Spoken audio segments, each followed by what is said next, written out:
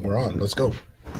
All right. So thank you. This is the hard start to the TIP Network with no intro or opening.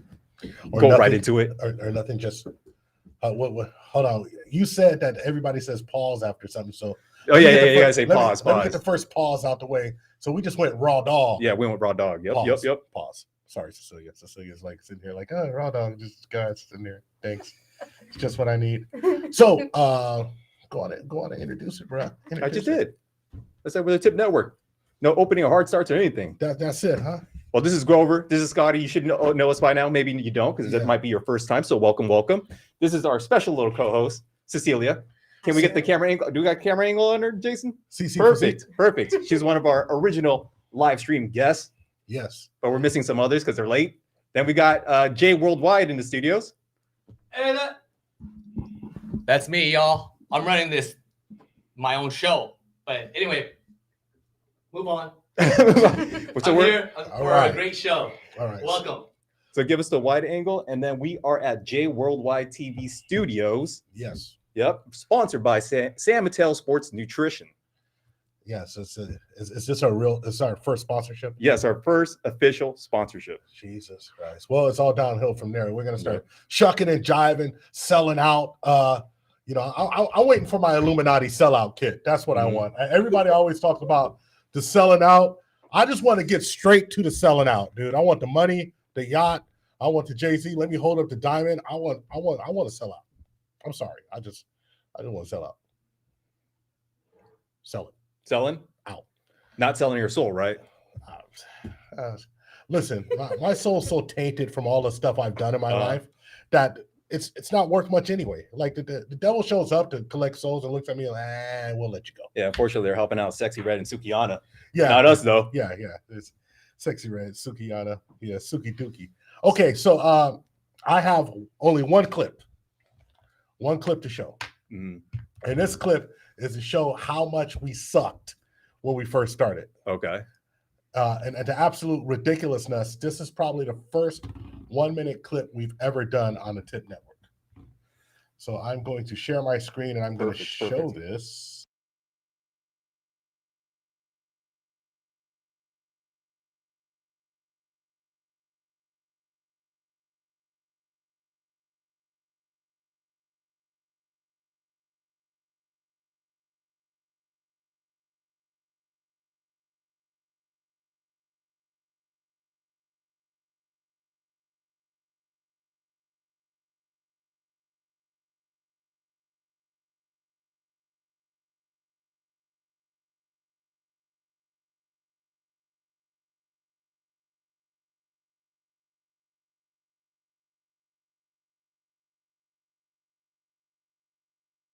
Oh, this is bad.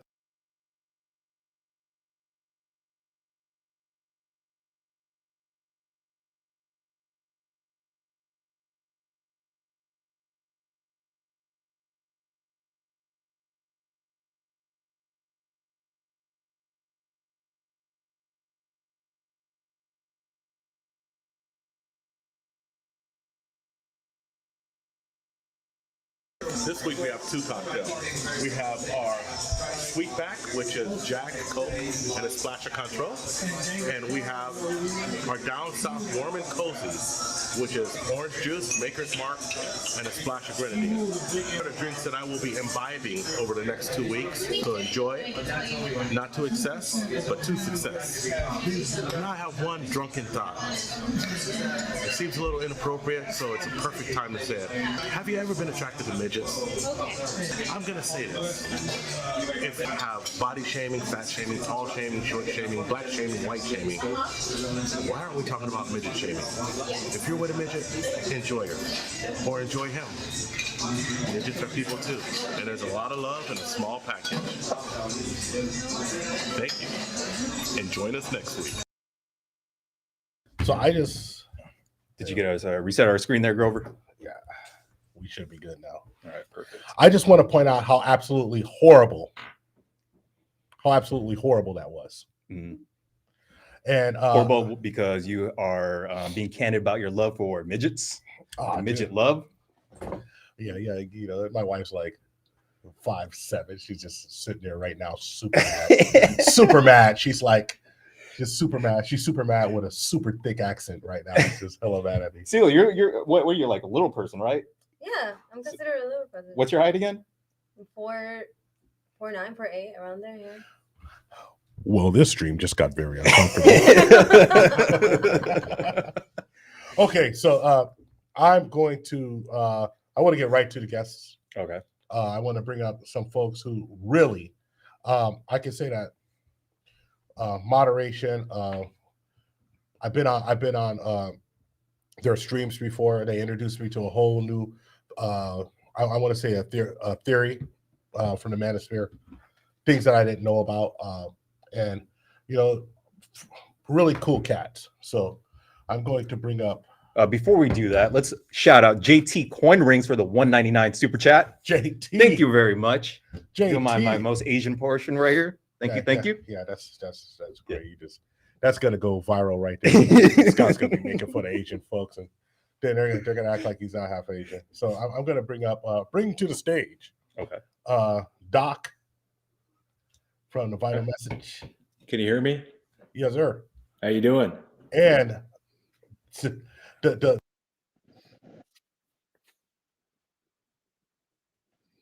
Did they blank out?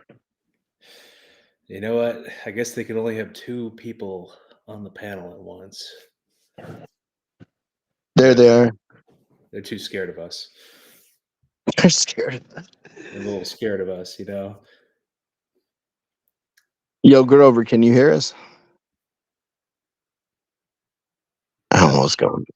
It's okay. You can have 25,000 subscribers on YouTube and you could still be a struggle streamer. You can do it too.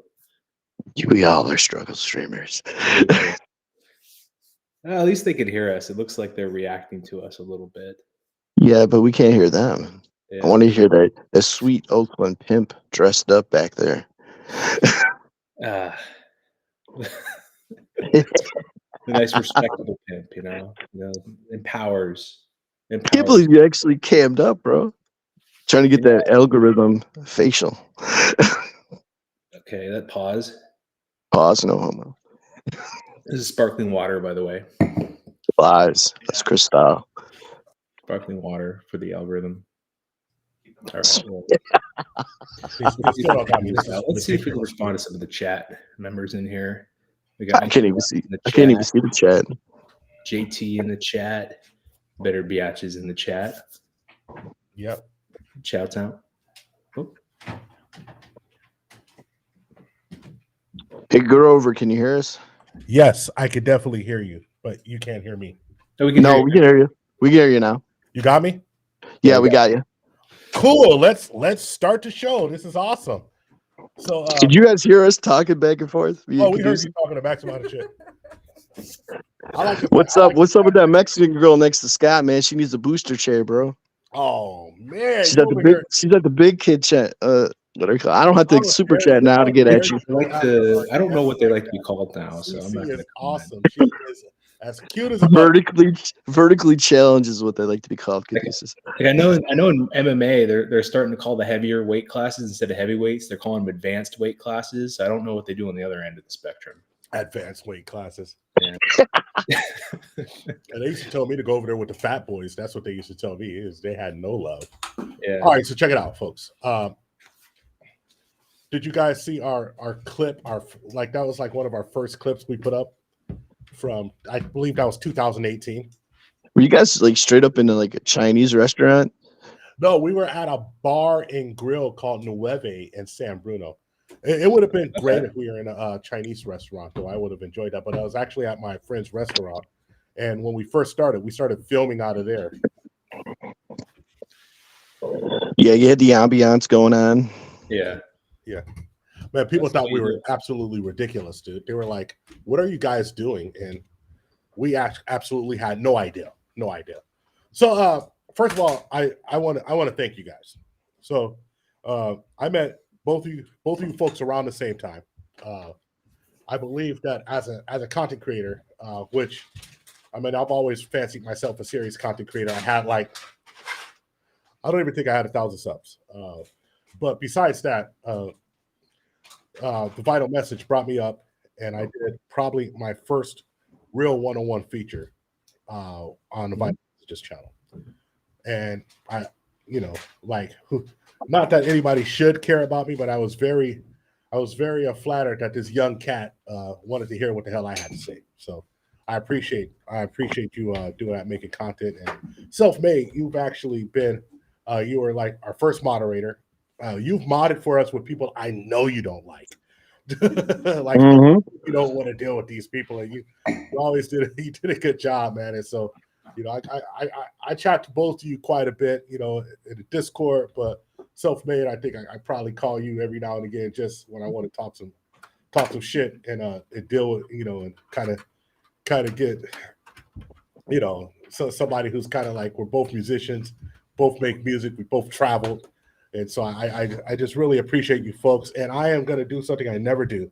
I'm going to let each of you ask me any question you want, no matter how horrible it is.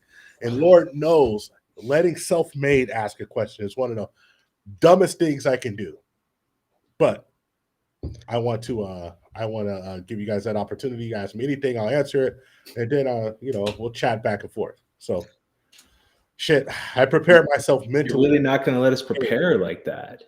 You're gonna have us come up on the spot. Yeah, well, shit, I'm not gonna give you time to just fucking plan my demise. I'm not stupid. Okay, I'll go first, so you can come up with yours next, Caduceus, if you want. I'll be nice, So I'll let your head churn. So, all right. So first thing is, like, it's not a question; it's more of a roasting. So, like, when you picked that shirt up off the rack, were you thinking Hawaii or Pimp, Oakland Pimp? Oh, I was thinking Suge Knight 1998. Bitch better have my money. That's what I was thinking. I was thinking more Too Short, Who's Colorblind. Yes. I'll be a player for life. So where's my wife? Taking offense to everything. You done called her midget. She colorblind. Told her she needed a booster chair. Well, children need to be seen, not heard. So that's good that you're not talking. Oh, Jesus Christ. No, but I gotta say for a reason. Yeah. Yes, sir. So I gotta give it up. A lot of things here. Dude, you've helped me with sounds that I needed for my tracks. Actually, people that don't know, I do make my own content. I have 2 channels now. I have Self-Made and Ronnie Vineyard. When I needed sounds, Grover was always there to be like, "Here, man, here's a sound pack. This is the sound you're looking for." Yeah. So much appreciated on that. We're all in the Autonomy Discord, just to let everyone know, where we all go back and forth and network with each other. We have it all automated, so when Grover drops, it lets you know when Grover's drops, or if QB drops, it lets you know when QB's dropping. So I mean, we've all been helping each other since the beginning. So yeah, that was. I mean, you in YouTube, you don't find communities who wanna give you a shot and want to help you. What you do in YouTube is you find communities who want to talk crap about you, no matter what you're doing. And I think that you folks, especially in the Autonomy Discord, you're really willing to help folks, but you're also willing to call people out and hold them accountable too. So I mean, we got to really think of the group. Like if I see some bad behavior in there, and like us as moderators, and we have to get them out of there. We just had an incident recently. We had to get rid of it because I don't want anything happening to THPP Network or happening to Caduceus or QBs. You know what I mean? Right. Yeah, we want a nice, wholesome, inclusive community. We're really not that wholesome, bro. Hey, JT Coin Rings. Let me give a shout out to JT Coin Rings with the $1.99 super chat. We already got that one, but we want to make sure it showed on Restream here. All right. Well, let me say it twice then, because it just popped up. Thank you, JT. JT was going live today, so I caught him live on the gram. Thanks a lot. All right, Caduceus. All right. You want your question? Are All you right, still Razor. abusing Scott? What? Are you still abusing Scott? Yeah, I'm on the editing slave ship right here. Slave ship? Yeah, Like, look at have you I'm upped his still solving all pay, the technical please, issues from too. like one Yeah. thing All to this time I've been talking, Scott has fixed like 5 things, dude. Yeah, like I last time I checked, he was getting banana a day. You locked him in the editing room, and that has he at least been up to 2 bananas. No, Scott gets a banana in a bowl of bone broth, and he needs to Bone produce broth, 5 okay. flipping videos a day. Jesus. Pause. Oh, Hey, dude, is it me? And bone broth. yeah. Okay. Deuce, is it me or has Scott aged in a year? Like, he looks like my dad now. I think I'm pretty pale now too. Yeah. Speaking of which, Oh, We don't dude, get yeah, you got no color in you, bro. What's going on? You know, he's body to body stacked like sardines. You know, We that's do not good. let Scott out. I'm like the vampire right here. What's really one thing I want to talk about. And we do got to stop here. Jason, can you highlight Mrs. Crow T. Chetty, who happens to be a TIP2 member? Yeah. She gave us a super chat for $5 saying, congratulations. Thank you so much. Thank you. Thank you. You know, it's such a trip because, like, one of the things I was talking about is, like, in a way, I like to do videos because it feels weird when people, like, just donate, like, a super chat. I'm like, you want to give what? I ain't shit. Why are you giving me anything, right? I'm just like, I'm an old black dude who, like, you know, I talk crap and I yell at kids. That's what I'm like. The guy, when you come up on my lawn, I'm like, get off my lawn and get your life together. And let me show you how to do some martial arts. Yeah. Right? You did turn 50 this year, so, you know, getting a little bit older and stuff. Yeah, thank you. Fuck off. Sorry. I mean, that shirt shows you that he's an Uncle Grover for sure. Yeah, That's what the uncles were at the cookout, huh? I got your uncle. Your ass is uninvited for the cookout. You can sit here.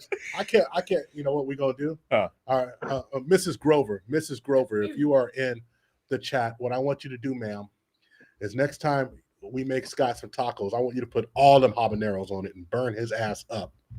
We're gonna teach you to talk in mess. You've already punished him enough, haven't you? Yeah, chained him to a desk, beat him senseless. Yeah, Hey, actually, I went easy with you though. I want to thank you changes for all your 7 support. computers, and we're making them grow arms.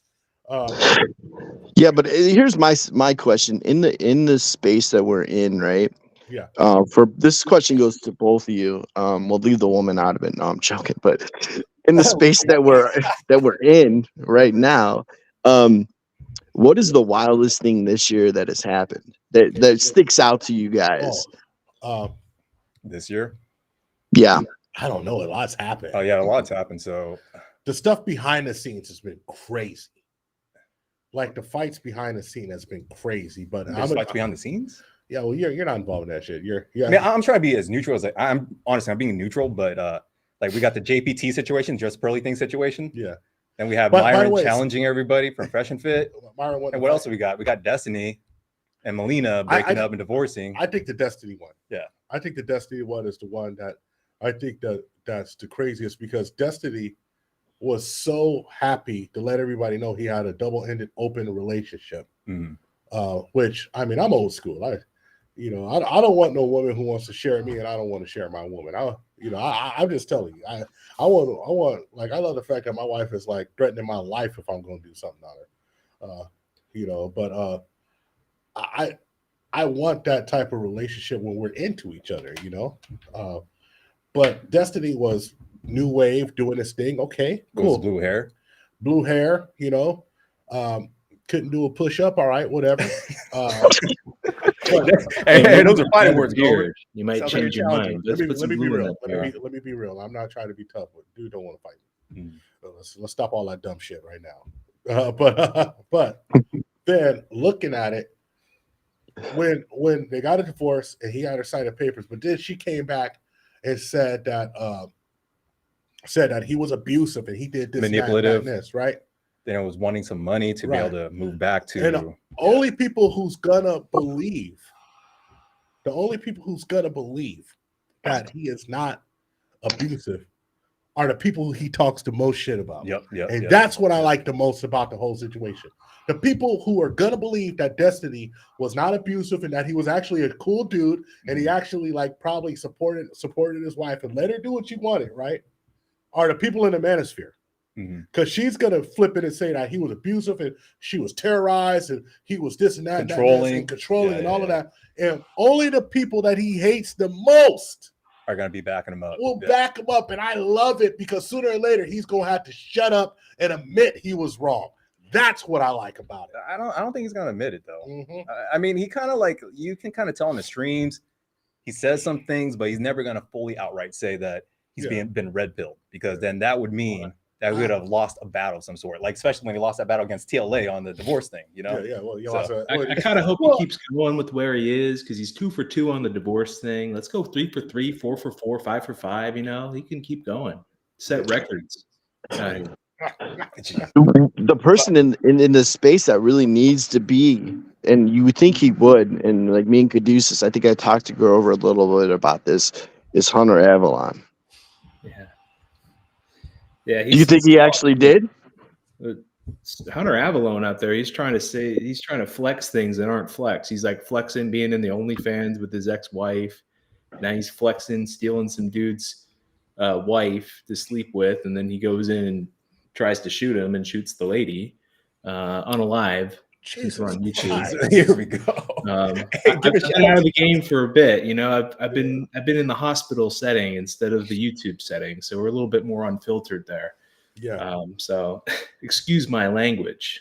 No. It's all right. You use all YouTube friendly terms or semi friendly terms. It's all well, so the guy pulled out the super soaker and missed. Let's just say that. Well, you know, Doc. Hey, let's give a shout out to Chow Time. Yep. Hey, my G Red, thank you so much for the $50 super chat. You know, us Asians, Southeast Asians, gotta support each other somehow. So the funny part is that I talk to Red all the time. You never talk to him, but all of a sudden, our Southeast Asians gotta stick together. I checked the chat. I responded to him a couple times. Give him a little tips. It's bullshit. Red. Man, the Asians are really simping for Scott tonight. Well, you know. Hey, we were really desperate to get views at first, and I was gonna have Scott come out in a tight tank top, but we got mainly a male audience. But then when I looked at the demographics, it was 98% men. I was like, pause. I was like, pause. I was like, if we had Scott come out in a tight tank top and our views went up, I mean, you make dude whip it. It would change the direction of the channel too much. You might go. Hey, you want to get invited to Sizzle? That's the way to do it. Sizzle. Oh God, that was pretty surprising. Was that this year or last year? That was last year. It was last year. Yeah, that was tough. Well, I mean, but it's not. But Grover, really, in all aspects, did you know anything about that? No. Were you surprised, just like all of us? I knew that he was so I got to tell you, I knew he was a dancer, but I didn't know that he danced for both genders. Yeah. So that's the thing. I didn't know. Maybe, and a lot of times, like maybe it's in his content somewhere that he did it or something that I didn't see. He's mentioned in his content. Yeah. But like I just didn't know. I mean, it would have been we probably would have had a conversation about it, because especially like you go into certain spaces and you have to at least know what's going to happen. But, you know, I will say that Caduceus kind of like tried to let him off, but he was like, call this dude. And I was just like, oh, Jesus. All right. We calling people. Like, hey, what's he getting the idea? I was like, do it, man. That sounds great. That's great TV. Yeah, Caduceus is like, I'm going to get the content. But no. Hey, he backed himself into it. I gave him like 5-6 outs. He just said, pause. He backed himself into it. Well, one thing I know about Allende, he likes to get his point across and battle it out. And I think that was one of the battles that he probably should have just refrained and retreated from. But I mean, he's still our homie. He's still a friend of the TIP Network. He's actually shared a lot of our videos, and he helped us out. So not in that way, pause, but you know what I'm saying? But anyway. Yeah, we helped us out a lot. No, listen, I don't have a problem with Allende. Allende is a cool dude. Allende has valuable content. You know, it's like when Joe Budden went up to speak up for the ladies, but he was kind of like the wrong messenger to speak up.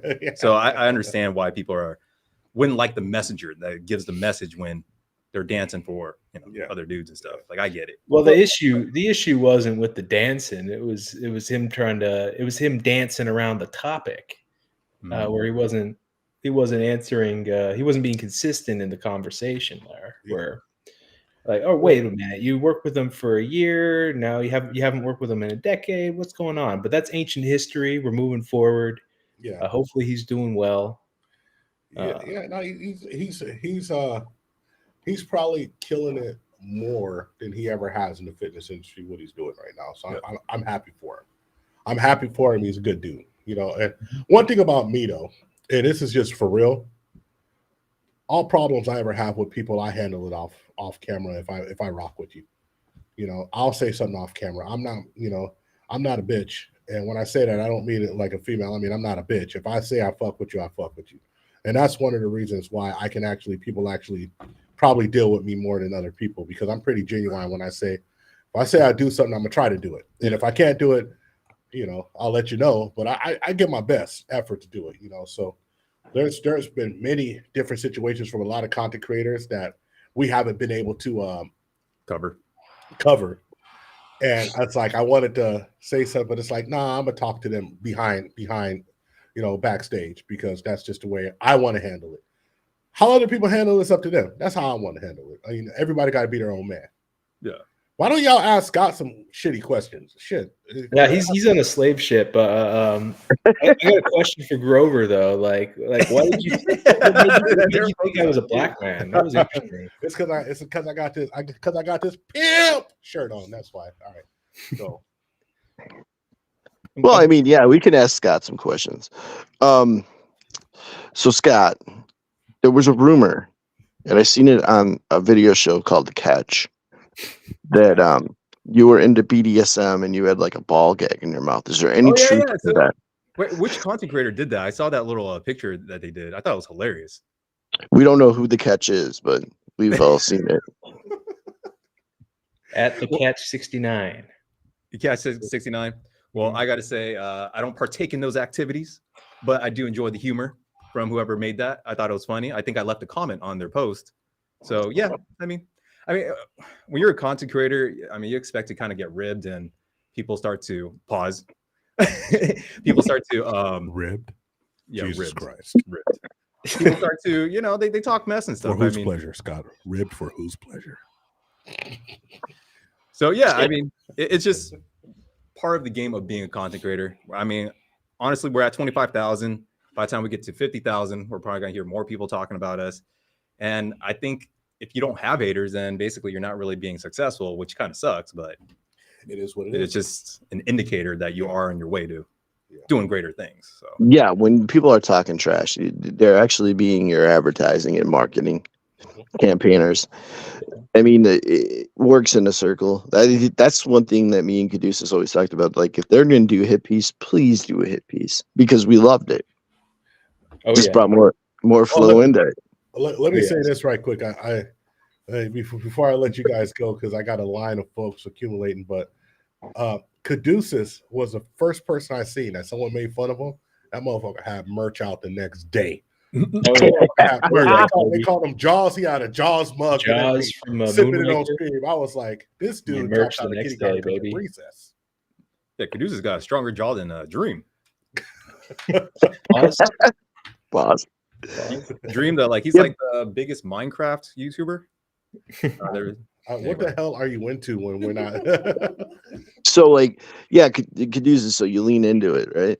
Oh yeah, lean into it every time. Like someone called me Michael Jackson sometime, and I just started commenting Shimon on videos. It was a good time, you know. Yeah. I'm just very curious. There was a very big amount of there was a large amount of people that thought I was a black man before I cammed up, and I'm curious about kind of the mindset of that. Well, I can tell you from the black delegation, we were really disappointed when you cammed up and you were just this average white boy. We were hoping at least you could play basketball or something, you know. Hey, I'm an intramural champion in basketball. Intramural, but intramural champion. No, I don't know what it was. Like I thought a couple of people when I talked to them were black. You know, it just happens that way because you're really not you're really not looking at the person's face, and you kind of just like, you know, project on them what you want them to be. You know what I mean? Mm-hmm.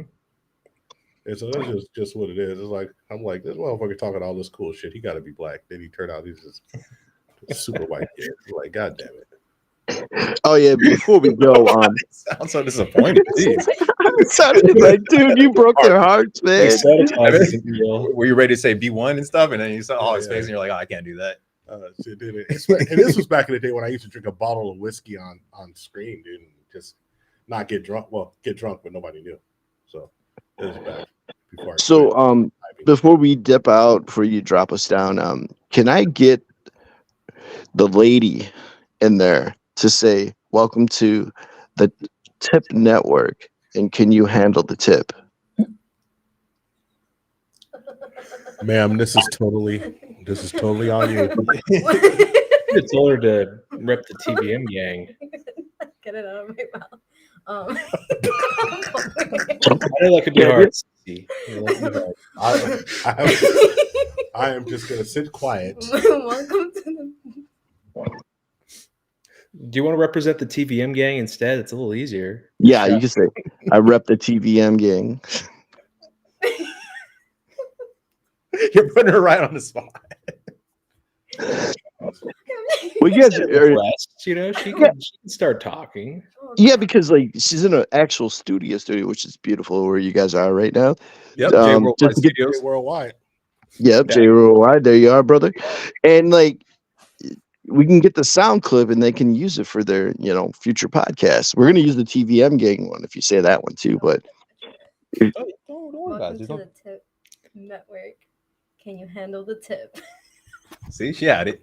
There you go. And then add at the end of that, like, I can handle the tip. Jesus. Oh. I can handle the tip. It's just the tip. Even better. Yeah. We did no coaching or nothing. We didn't say nothing about it. Hey, sometimes hands are clean. Inherent talent, just our hands are clean. My wife sending me texts all the time. She better not be handling your tip. She just got it, right? Yes, ma'am. Shit. Her Instagram is very like I get notifications because like I see some wild stuff on her Instagram, guys. You need to go follow it. Wait, me? Yeah, you. He's messing with you. Okay. Yeah, man. There was one, dude, guys. I'm telling you, there was one where she was like at a strip club, and it was like she's handing out dollar bills to the girls. Yeah, it was awesome. Okay, I did that before. Okay. But I don't think she's like, hold on, that was on Instagram? It's one of the virtues. It's called charity. This is what happens. Yeah. I'm telling you, dude. Self-made is infamous. He's giving back to the college degree. Honey's Vineyard is infamous. All right, guys, I'm gonna drop you down and bring up the next folks. Yeah, it was good seeing you, Caduceus. It's good seeing you, Self-Made. Thank you for. Hold on, I really want to personally thank you folks though for rocking with us from day one. Watching our back, having our back, giving us information. Because what these guys do behind the scenes, what these guys do behind the scenes is immeasurable. I know they've been watching over us and making sure that we don't get messed with too much or whatever. So they do give us. They're like the backyard gang mafia or something. I don't know what it is. Yeah, TVM gang. But we appreciate you folks, man, and it's very fitting that you're the first ones to come up. Thanks for having us. That's been a two-way street, man. You've done a lot for us too. Yeah, you guys have, and thank you, and keep producing content. And we'll see you at 100,000 soon. And 100,000, we're gonna have people come out. We're gonna have a meetup in person when we do 100,000, and we'll tighten the ship up too. And we'll actually be able to live stream by then, hopefully. Yeah. All right, folks. Thank you so much. I'm gonna drop you down. Okay. All right, guys. Peace. All right. All right. Bye. Thank. Oh, I got to give a big shout out to Lucy. Mm-hmm. To Lucy over 50. That's the beautiful Luke Hazley, and that is. Oh, that's who. Oh, she changed your handle, huh? Me, Hermana. Luke Hazley is our number one female supporter on the channel. Every time we put out something, Luke Hazley's right there. I actually send it to her on her Instagram personally sometimes just to get her opinion of it. Thank you very much for rocking with us. I truly appreciate you. Also, Luke Hazley does do content. They have almost like a finishing school that she does with, I believe, Maggie, the substitute teacher. And whenever like sometimes ladies come to me and they're like, how do what do guys want if they're just looking for someone classy? I just tell them to watch that. I just tell them to watch that. I don't need to tell you. Just watch this. Just do what these ladies do. So I just want to give you guys a shout out, you know, and especially Lucchese, thank you for being there so much with us. All right, we're gonna pull up our next guest, my man, Red from the Chow Time podcast, the only other Southeast Asian in space. Mm-hmm. Is he on? I hope he is. Can you hear us? Go on and say something, Red. Red's talking. I can't hear Red. Why can't I hear Red? Cool. This is awesome. I'm so happy that This is what happens when we give technology to grow over, and I'm not in control of it. Just bring him up, dude. It's sitting right here. He's not muted. He is not muted. Hello? Hello? I mean, I'm not muted. Like, I don't hear myself. Hey, Red. Still not. The sound's coming from it. Yeah. Red, give us a testing 1, 2, 3. 1, 2, 3. Cool. There we go. So Can you hear me? Yeah, we're good. Oh, okay, cool. Yeah, that was not me. You're trying to play me. What's up, Red? Hey, what's up, guys? Thank you for inviting me. Yeah, man. We actually been talking. We've been talking behind the scenes for quite a bit, but I want to congratulate you for 10,000 subs. Thank you. Thank you. I appreciate it. So, I did. Let's say credit a good amount of it to you. I think a lot of times, one of the biggest things that people ask me, and we just get a little content creator foolish here. People always ask me, what do you need to do to be a content creator? And really, it's do the work. You want to know the number one part is making content over and over again and getting better at what you're making. So I remember one of the biggest things that I always used to say, Scott, is like, it took us a long time to get any traction. And I was like, well, at least. Yeah, because we're also Shadow Man on the naughty list on YouTube. Forever, dude. About getting to all the technical side of YouTube. Yeah. Well, you know, I wanted to never talk about supply chains and the sickness ever again. Yeah, never talk about supply chain or any world events. Yeah. unless you're like the NBC News. Yeah. But, I think if somebody's going to make 2 videos a day for 400 days straight, they're going to start winning sooner or later, dude. They're going to start with winning. the same attitude, same delivery, same personality. You're going to win. Yep.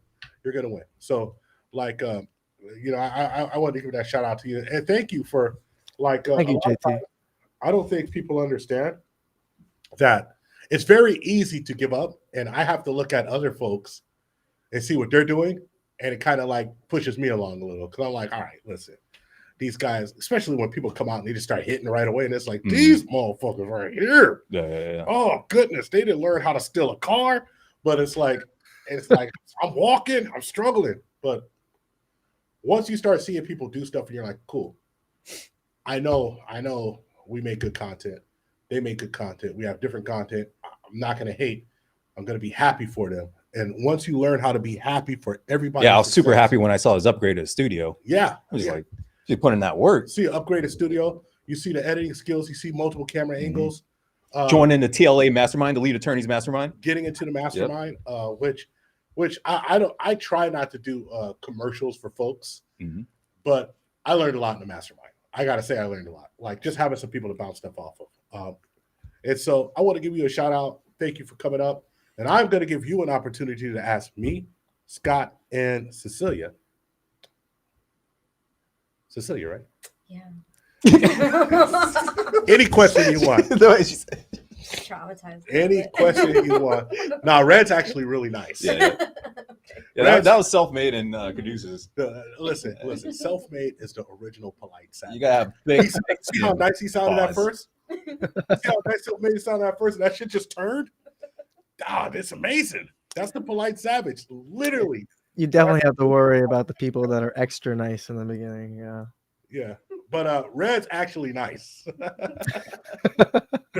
so I've been told. But I've been told the opposite too, though. So I don't know. Yeah. So tell us about your channel, and let's chat a little bit. I mean, I do reactions. How I did it was kind of took every creator's channel like particular episodes from them that was talking about major topics, and I'd react to that. So I definitely used a lot of other people's content for a while, and then now I've pinpointed a little bit, and it's all thanks to you guys, just how to read the algorithm, how to read numbers and things like that. Now when I see the numbers, everything just kind of like plugs in my head, and I'm just like, oh, okay, this is that. Now that means I'm slacking in this, so I need to fix that to bring those numbers back up. And I just literally just as soon as I see the numbers, I automatically think that, and you're right. The whole consistency thing. I wake up every morning at 5 o'clock. I do the videos, I shower, brush my hair, I put on the same clothes because I wear the same clothes. There's not much thinking that involved for me to do content. I do it every day. It's almost a must. So, and when you have a kind of like that routine to do it every day, I don't think it's too hard. It's just hard to get the routine in the first place. Yeah. Right. So, but I mean, I was struggling at the beginning of this month. My goal was to hit 10K by the end of the year. I really couldn't do it like at the pace I was going. And then I was bugging Grover a lot more and Scott. I was just like, what's going on? Like, how can I do better? And then, I don't want to plug TLA too much either, but yeah, his mastermind, because Grover was like, you really need to join this. I think you're at this spot in time that, like the basic stuff isn't there for you. You need critique. You need other people to give you a little bit more true criticism. I'm not saying that comments from viewers aren't true criticism, but they don't make content too. Yeah. And there's a big difference between that. So mentorship from Grover has been kind of like make it or break it for me. Not make it or break it, tell you the truth, but like it's like having an extra leg up, right? Yeah, enough to say if I didn't get it, I wouldn't be where I am now. Yeah. Right. I would have been a lot slower pace. And what he said was kind of what rung true the other day. He told me, like, sometimes people grow too fast.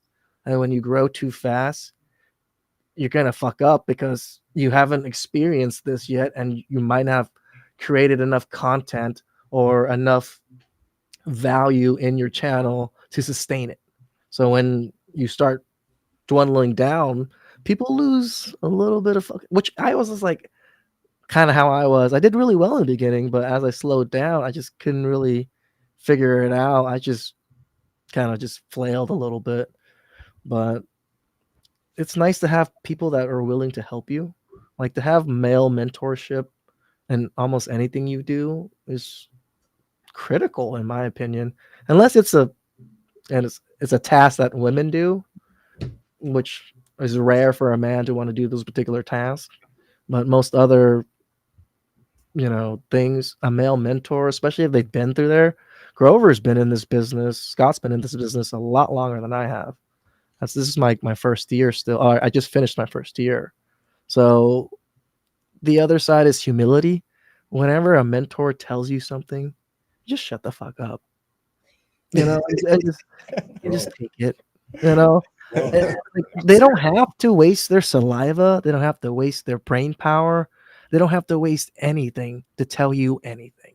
Yeah, their time, especially. Yeah. Yeah, but they care enough to tell you something. So just take it in, process it. If you can use it, great. If you can't, still be thankful that they shared it with you. You know what I say in my channel all the time, and my dad always told me, the people that kind of tell you that you're fucking up a lot and just tell you all the time, those are the people that kind of care the most. Yeah. Especially they don't have to. And for them to break their family, their friendship to tell you what people don't want to hear, which men and women, it's not much different. Nobody wants to hear that you're fucking up. Right. And then people always want to push back. I always want to say that they're doing the right thing. Sometimes you are, sometimes you aren't. You don't really know, but process what they told you and then take it in. It's like, oh, you know what? I can see where they're coming from.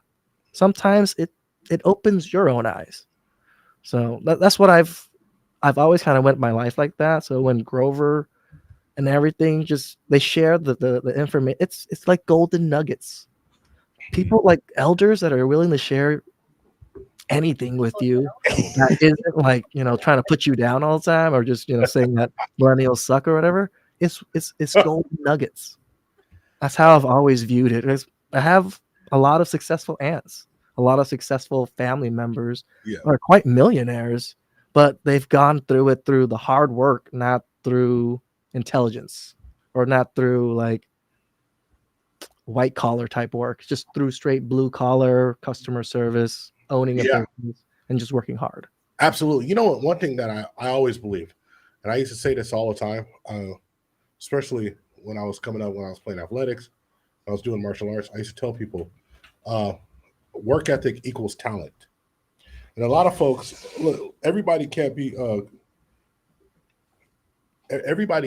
like Kobe Bryant, but Kobe Bryant wouldn't have been Kobe Bryant if he didn't have the work ethic. And so, and people don't want to recognize that. They want to just come up and get it, especially in this content game. These folks want to come up and just get it. And it's just like a lot of folks in content, they're used to being, they're acting like the hot chick at the bar. Where like, I'm good looking, everybody loves me. So they just go like, just give me whatever I want. And in the content game, you are the ugly Quasimodo hunchback of Notre Dame cat at the bar. And you walk up and you're like, how are you doing? And they're like, no, it'll get away from me. And then you got to like, all right, let me get it together. You know, you got to work. Mm-hmm. And so when I see people who want to do the work, I'll be like, okay, I can mess with you. Because very few people want to do the work. A lot of people claim they want to do the work. A lot of people say, oh, I want to do it. Oh, I want to this, I want to do that. And it's like, all right, cool, let's go. And then it's like, oh man, you know what? I can't even come meet with you to talk about getting started because, you know, man, my biscuits, I burnt my biscuits this morning. And it's like, bruh, cool, no problem. So I always used to tell Scott, I do not give unsolicited advice. But if it's solicited, and because most time people want to listen to it anyway. Exactly. So like, what's the point of me telling people? I mean, I'm pretty open when like you ask me, and I'll give you advice. But otherwise, I'm not going to go out of my way. But hey, Jason, can you do me one favor? Can you please highlight Blacklight Revelations, please? Oh, that's the G right there. What's good? That's one of my favorite content creators. Actually, tune into Rob's channel quite often. Hold on a second. I gotta say this about Scott. It's hella funny. Because I promise to tell at least 3 things about Scott that nobody knew, right? Scott watched more black content creators than I do, dude. Scott loves Blacklight Revelations. Scott loves the business. Yeah. Scott was on Kevin Samuels way before I was. Like, he would be, oh, this Kevin Samuels. I'm like, I like O'Shea Duke Jackson. He's like, nah, dude, Kevin Samuels. I was like, what? Scott. All right, and let me tell you how this happened to Scott. Let me just tell some stories here. All right. I met Scott in 2005, I think, and Scott had a bowl cut and ugly clothes. Okay, it wasn't a bowl cut, but it was a flipping bowl cut. It looked like a straight goofball. Like, okay. I think that's how all Asians start out. You said it. Like, I was thinking it. I didn't want to say it. But Scott was big. Dude was diesel. He was working out and stuff. He had like big neck and stuff, right? And I was like, all right, cool. Hey Rob, send Micah the link too, so I can have you guys both up. Yeah, shout out to KO Kid Fit. Yeah, so there was a lady named Erica, and she was like, all the girls think Scott is cute, but we got to get Scott some clothes. No, okay, so the first time she saw me, because she was coming down the stairs, we used to work at this one location that went bankrupt. But anyway, she was walking down the stairs, and she's a black lady. I stole. And she's from Hunters Point, from the San Francisco. And if you know anything about San Francisco, there's certain areas that's like, you know, it has a reputation. She's from the hood. Yeah. So she comes walking down the stairs and she sees me. She's like, in her head, she's like, oh, this boy must be confused. He's Asian. But she's referring to like my size, because she's like, oh, every Asian person should be actually smaller. So something's wrong with this kid here, right here. But anyway. Yeah. So she comes up to me and she's like, we're going to get Scott a haircut and some clothes. So, dude, I swear to God, she gave Scott like a ghetto makeover. Scott came with a fade, In Hunter's Point too. He went to, she took him to the hood and got him a fade. It did, and I swear to God, 3 weeks later, Scott was dating this African girl. Smiling as I was like, all right, dude, I don't know what's going on in this world where a haircut and a t-shirt will get you.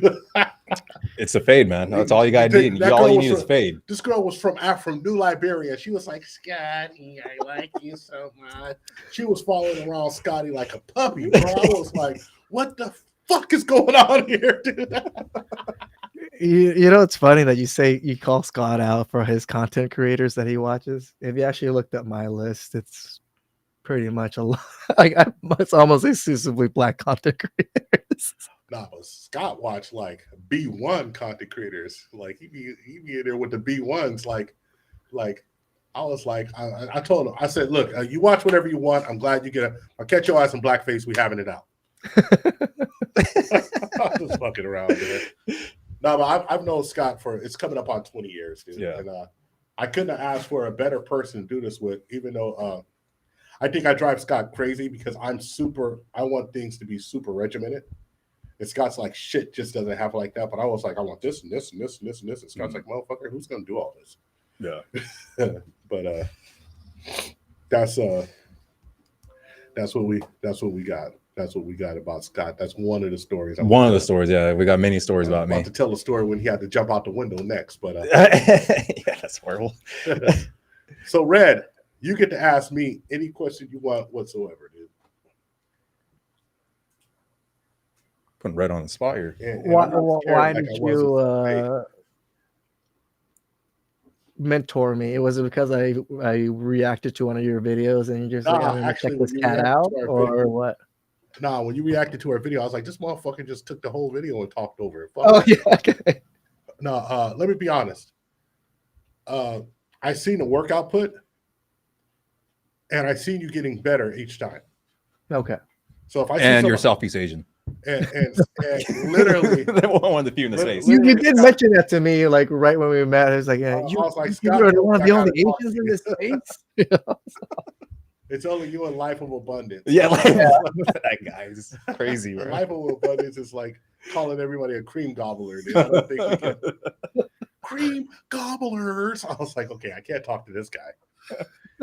I'm like 25 years too late to talk to him, right? So no, but that was one of the things. I knew you'd do the work. I see you getting better. It wasn't because you reacted to our stuff, because I mean, we've always had a thing that as long as people can react to our stuff, and we'll never do anything. Just give us credit and that's it. And like, yeah, as long as you give us credit, we're cool. Very lenient on that. Only time that I've ever struck somebody down was when I divested channel. Yeah, use me. Use my my actual face on it, and I wasn't down for that. Yeah, and that was the first time I really learned like the worst parts of the divester. You know, some of the terms, and I didn't know. So Grover had to teach me, of course. Yeah, like usual. I was like, no, we're taking this down. Yeah. It's like, what? I said, no, we're taking this down. Yeah. All right. Now you should ask Cecilia a question because she's nervous. Yeah. You don't seem nervous. Nah, she was nervous. Why'd you come on the live stream? Why not? There you go. Why not? Do you listen to their content? Here when I have time, yeah. Actually, she appeared twice on our show. She's been on our show twice. She's a recurring guest. I actually started trying to invite her on for it was like months that I talked to you. I'd be like, hey, how you doing? But I just don't talk. Like cold DM, right? I mean, so I just DM'd her and I was like, hey, I want you to come on our show. I'm sure she was like, what is this old? Well, it's like, nah, it ain't like that, girl. Predator alert. I have a wife and everything, but I'm good, I just wanted to, we were looking for guests, and also I wanted guests who are like easy on the eyes. She worked out, so I figured we have something to talk about because I was trying to do a gym reaction. And I was going to do like 15 things. I think we had the show made. It was a bunch of gym stuff. We wanted to do all that until the videos really started taking off. Right. So then we put the live stream show on hold. We would like to get it back, but we do need a permanent studio because most of the time it takes us a long time to get the studio up, and then it takes a long time to break it all down. It's probably 6 hours altogether. It's more than that. And guess who does most of the work? Yeah. Basically, what we do is hardworking Asians. We just chained Scott up to a. I just chained him up to the apartment, dude, and I leave. I just go to the condo and on the coast and hang out with my wife and my family. But I'll definitely give Grover credit. He does all the planning for the shows. He did the planning for this show, even though we had some technical issues. We'll be accountable for that, but for the actual content of the show, Grover does all the live stream planning. So, and the talking to guests, because I'm like, I'm not doing all that. Right. So, right. Now, Red, we get to some of this Southeast Asian crime here. We get to ask Scott.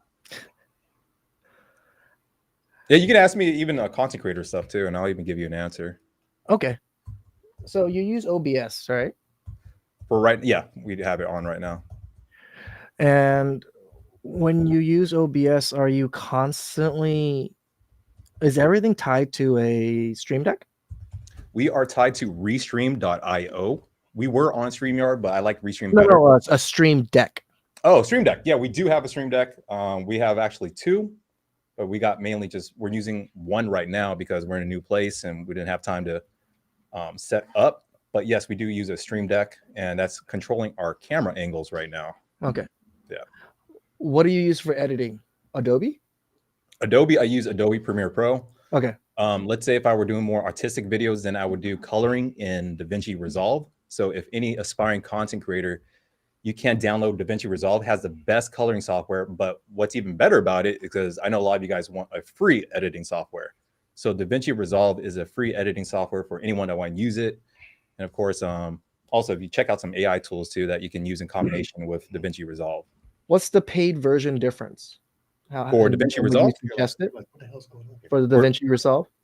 So from what I remember, it was like, I watched enough of reviews where they said it's not really worth it to get the paid version because they only give you extra plugins for the visual effects and the sound effects. But otherwise, if you just get the free version, that's all you really need. How different is it from Adobe Premiere Pro? I have not tried it. I'm a simple answer. It's very different. It's very different. Okay. Yeah. So there's a learning curve on that one too, then. Yeah, there's a learning curve on that one, but it's free because Adobe, I pay $55 a month or $56 a month for Adobe. Yeah, I pay the same. Yeah, and then there's also Filmora, and that I believe that is free too. And that was actually probably more user friendly than DaVinci Resolve. But if you want to level up your editing and start making your videos even look even better, then DaVinci Resolve is the kind to go to for free. Okay. All right. Look at him. He's like, let me get all of this free. Yeah. This damn hey, you said I could ask, so I'm gonna get my money's worth. He's like, I super chatted. Let me get it on. Yeah. I use OBS for recording and everything. I've put in a lot of work into learning a lot more OBS. I've been able to change like this because I couldn't figure out how to change the sizing of my square for the longest, but then I finally got it. And now I just made it like my Chow Time logo. Just it looks a little weird, but I like it. And it was just seeing how you guys edit and how I edit is quite different. Like you guys put in a lot more production value into your guys' editing. Mine is very, I want to say minimal. I pump up my videos decently quick. My editing doesn't take too much time, and my filming doesn't take too much time either. Well, for any content creator, they should always do videos that's most effective for them. The way our videos, it's most effective for the way we're doing it right now. But I'm going to be honest. If we can do Aber and Preach style reaction videos, I would rather do that so that I can work on other projects. But right now, it seems like our videos are working really well. Except not our last video. Yeah. Apparently, they don't like Blueface or they don't like Soldier Boy. Yeah. We gotta go hard on the ladies. But anyway, yeah, I would say it's just whatever's effective for you. Good. And so we kind of found what our groove is. So if you're growing most and you're earning the most money from how you're doing it, then you should stay with how you're doing it. Yeah. And shout out to Do Better podcast with Theo Coop, a TIPTube member. TIPTube member, yes. Man, Theo Coop is hilarious because I be watching him and all of a sudden he'll say something that's just, I'm just a weed head from Detroit. I'll be like, come on, bro, you sitting here watching this with my mother-in-law. having a good time. But that's one of those content creators who like they pop up right in our algorithm over and over again. Mm-hmm. I mean, because we share the same audience. Yeah, we share the same audience, and I'm super. And the booming boys, so yeah. Dude, some dudes are just born with they're just born with that gift. Like I think you have a really good voice. You got a really good YouTube voice.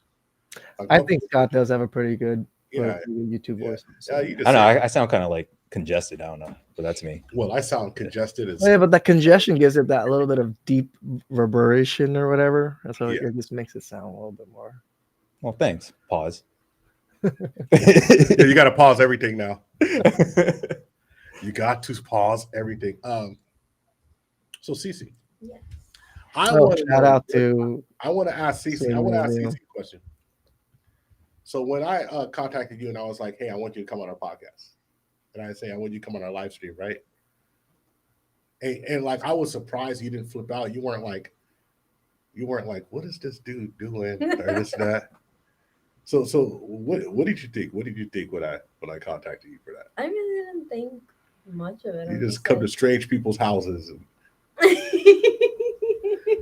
I was like, sounds so. I mean, there was other guests there, so there's other ladies there. Yeah, make it sound like we're creepy or something, man. Well, the thing is, like the way you word things, I didn't think any like, oh, what is this creep doing? Or like, who just jumped into my DM? Like, no, it was just like. Well, how did he greet himself?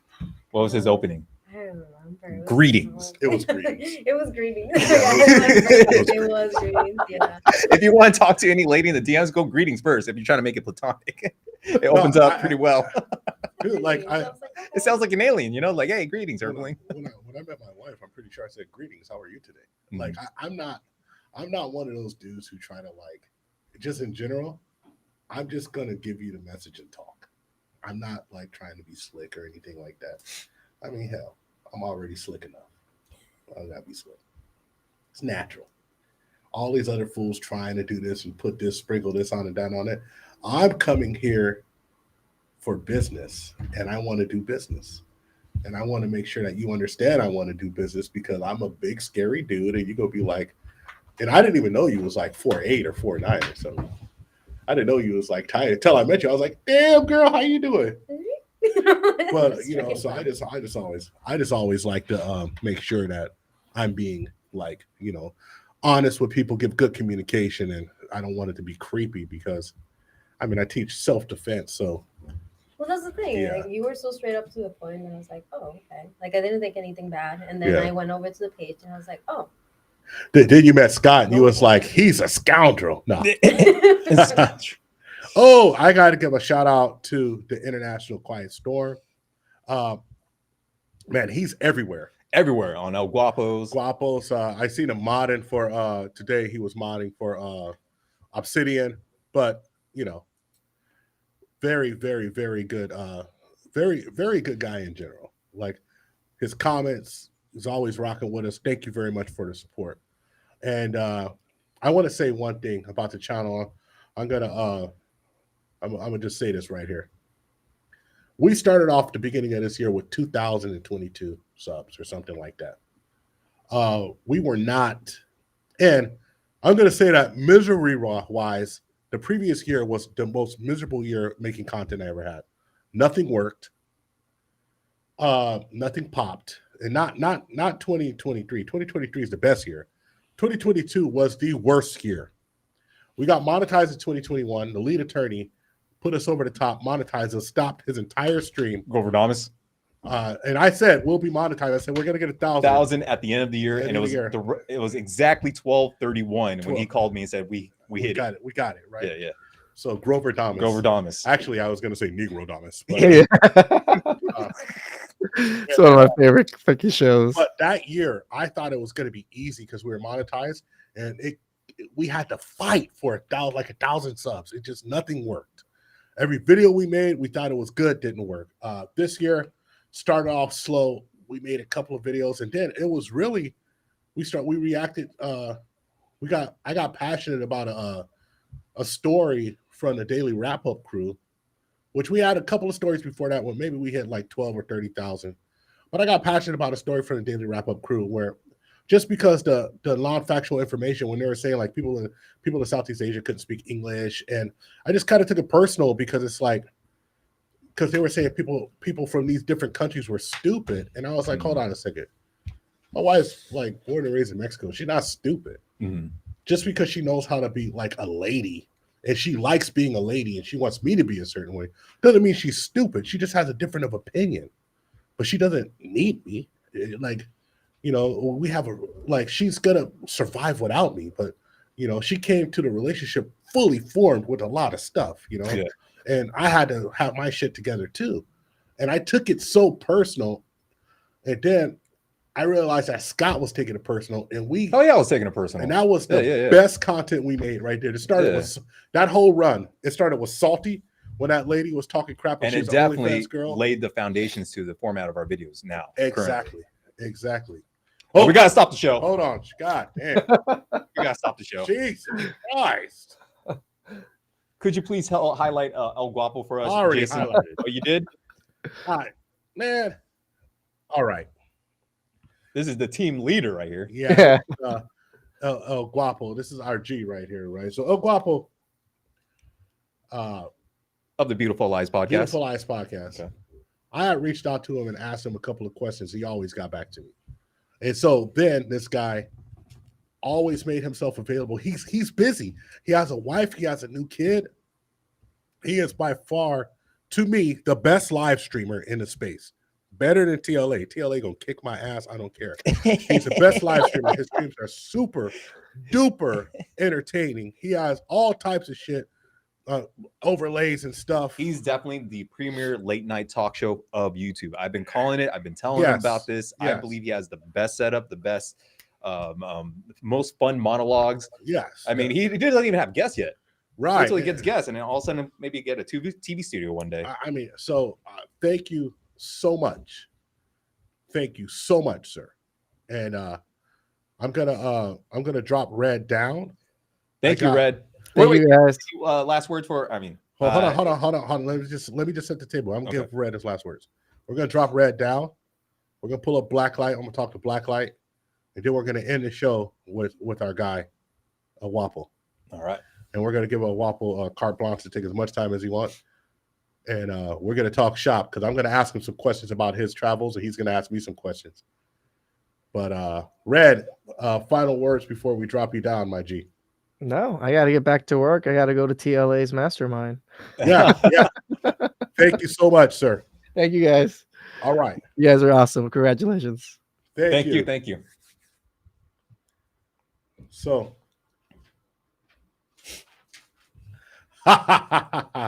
What's up, fellas? Sir, how are you doing, sir? Good. How y'all doing, man? Congratulations on that 25K, 25 racks. Thank you. We have grifted ourselves to the top, sir. We have.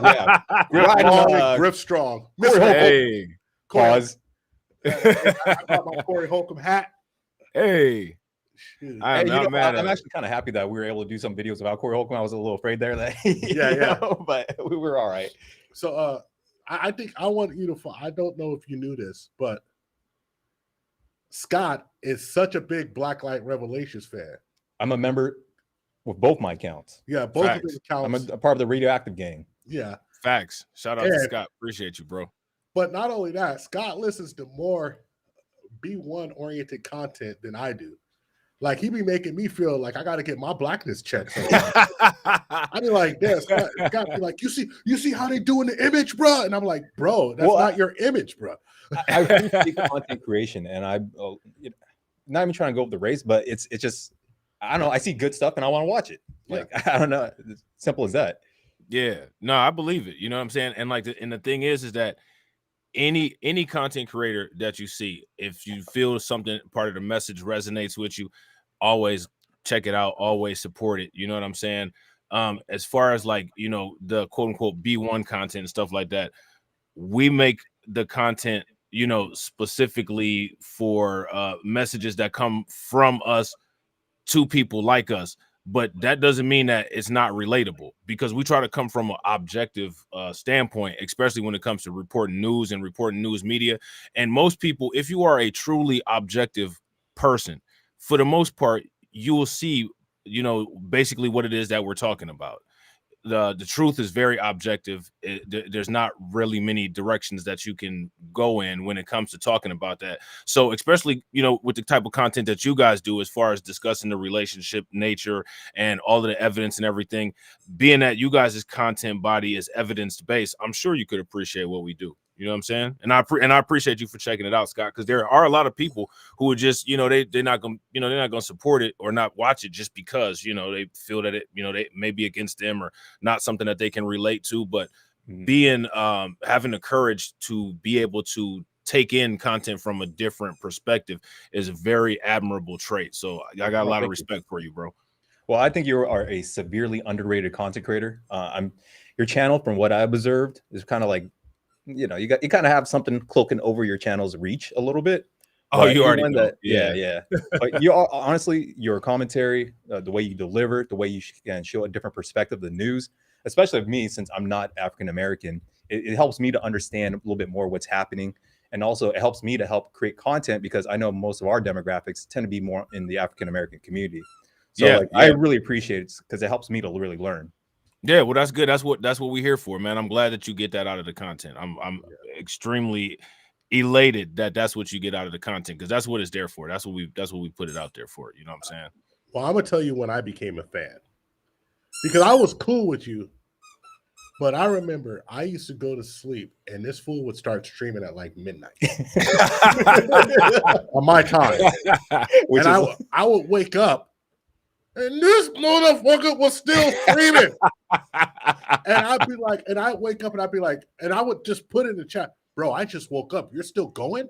Oh, yeah. They're late nights, bro. The late nights. 30. I was like, how are you? What is?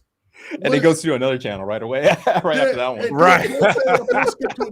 He's like, yeah, I'm going to be back in about a half an hour. I'm going to drink 15 cups of coffee, slap this child right quick, and go to another stream. Yeah, shout out to React, the React channel. Jeez. I was like, wow.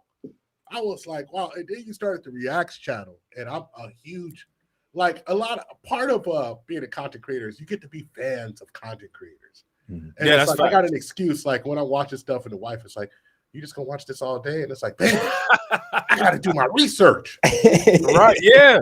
Why you gotta look at me like that? Yo, that's the best part. That's the best part of being a content creator, because you can chill, sit back, lounge all day watching content. And then when somebody asks you, like, are you gonna do anything? What are you about to do? Yo, I'm doing intel.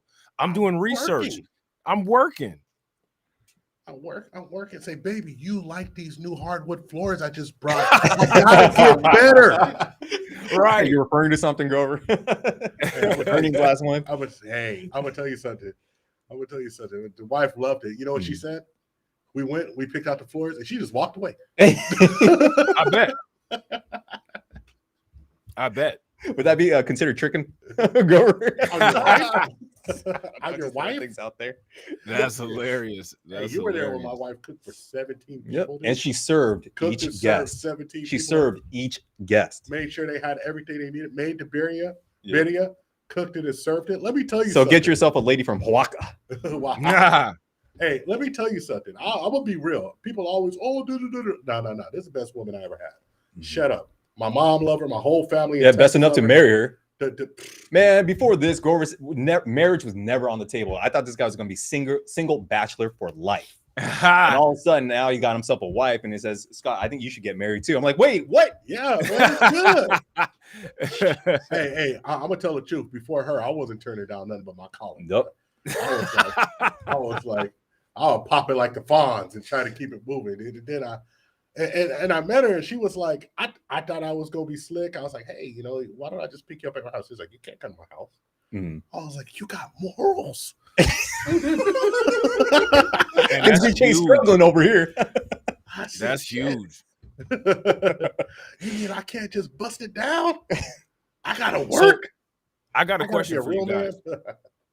So I really enjoy the content that you guys do, right? And my question is, when it comes to like relationship dynamics, men and women, you got the whole modern man thing, you got the whole modern women thing. You know what I'm saying? You guys do a lot of reactions to Corey Holcomb, and Corey Holcomb says a lot of stuff that I agree with, as do you all. My question is, do you all ever see an end in sight to these changing relationship dynamics? Because if you ask me, with the trajectory that we're on with male-female relationships, I think that there's going to be a bunch of incels and a bunch of femcels in the future, and not really anybody being able to ever create like a productive relationship or a productive family. I don't know why that's happening. Probably because of the media, like a lot of the stuff that you guys say, as far as like the ratchet rappers, you know, being put in the forefront, and you know, the constant male bashing that society does.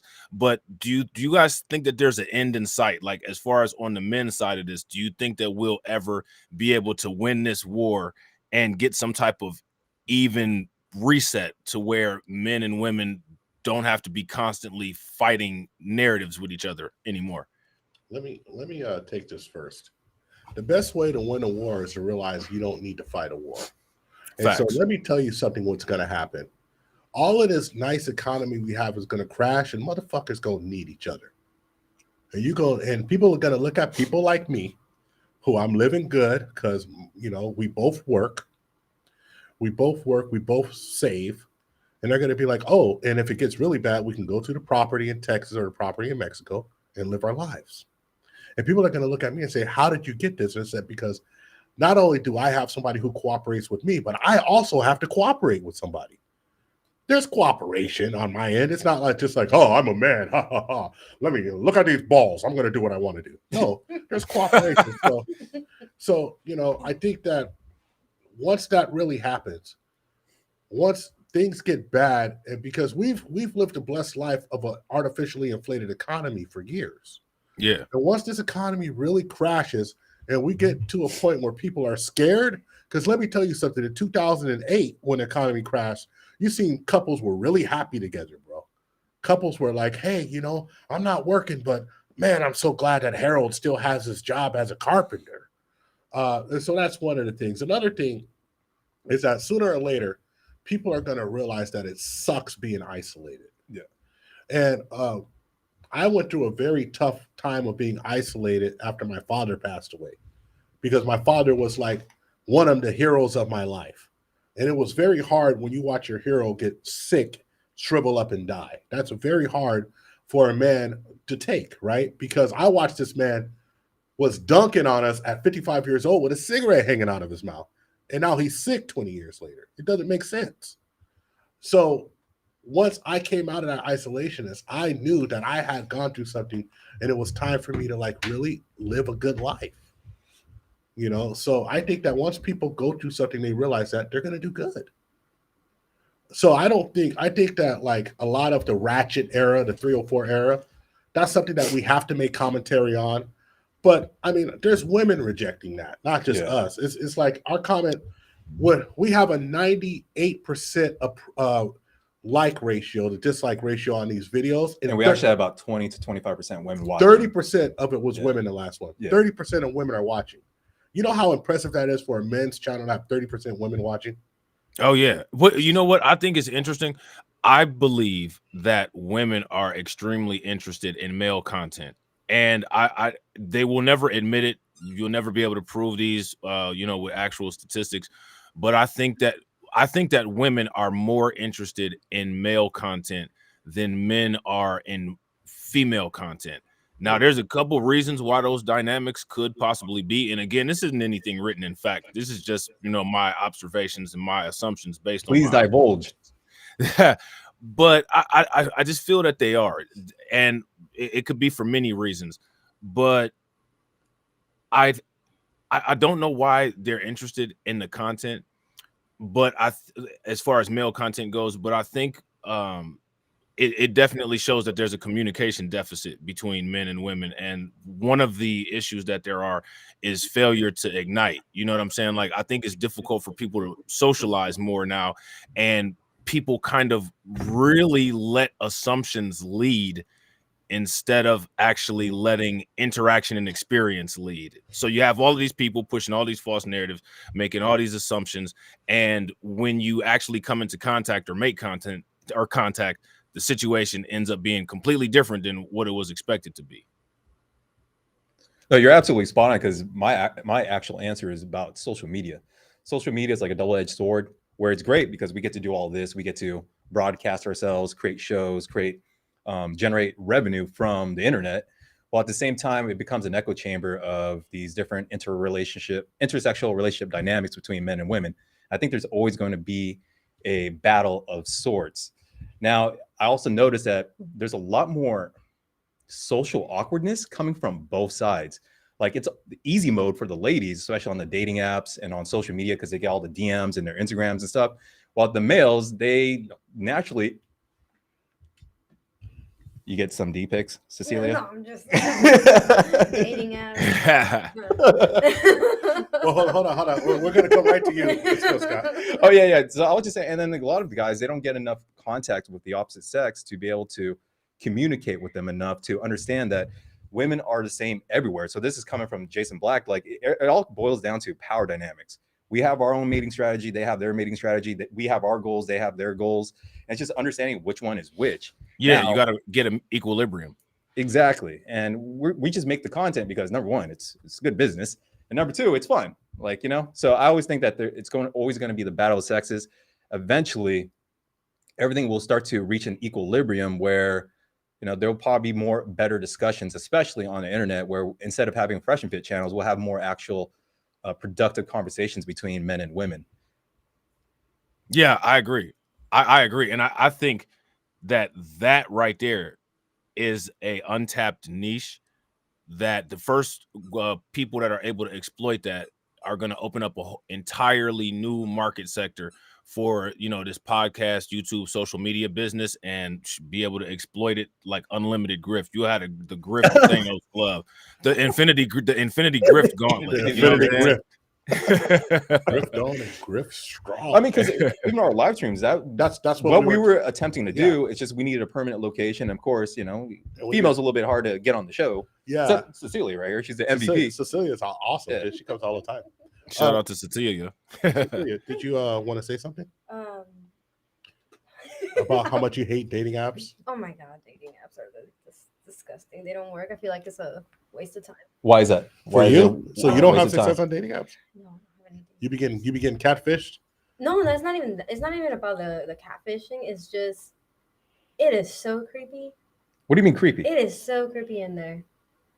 Give us an example. I feel like most of, at least what I experienced with the few dating apps that I've tried and deleted. I'm just not going back in there anymore. We're talking about Tinder, right? Either Tinder, because there's so many now. There's like Tinder, Coffee Meets Bagel, and I don't know what other stuff. Hinge. Okay. But I feel like the men that are in there just don't know how to talk to women. Do women ever assume that that's why a man could possibly be using like a technological dating device, because they may not have the social skills, so they're using that device to augment it? So like, if their weakness is being able to communicate, you can cut out a lot of that communication by just right or left swiping. So in my opinion, there could be a possibility that those dating apps attract those type of dudes. That's the thing. It's like the swiping is so easy, but once you have to talk to the actual person when you match, well, it just goes downhill. And it comes out, sometimes it comes out creepy, and sometimes it's just like, what are you even the guys that you find attractive come off creepy? Yeah, okay. Even the guys that I'm like, oh, okay, that guy's attractive. And then we end up having a conversation like, oh god. So what is it exactly they say? I can't even. Do they go towards like the sexual innuendos quick? Or? Sometimes they go towards the like just straight up sexual right away. Sometimes they just say the corniest things, and no, we're not there yet. I don't even know you. Sometimes the motherfuckers say greetings. I prefer that. I prefer that because like, if you, let's say I just met you and we're literally just 3 minutes into the conversation and you say something romantic, I'm like, why? I don't know you. Like, why are you offering Now, what about an app like Bumble? Because Bumble, I think that gives the woman more leverage, because if there's a connection, right? Like if two people swipe right on each other, then the woman is the one that has to initiate the communication. That is true. That is true. I think I went on Bumble once. But even then, even when we started the conversation, it's just they always say something weird.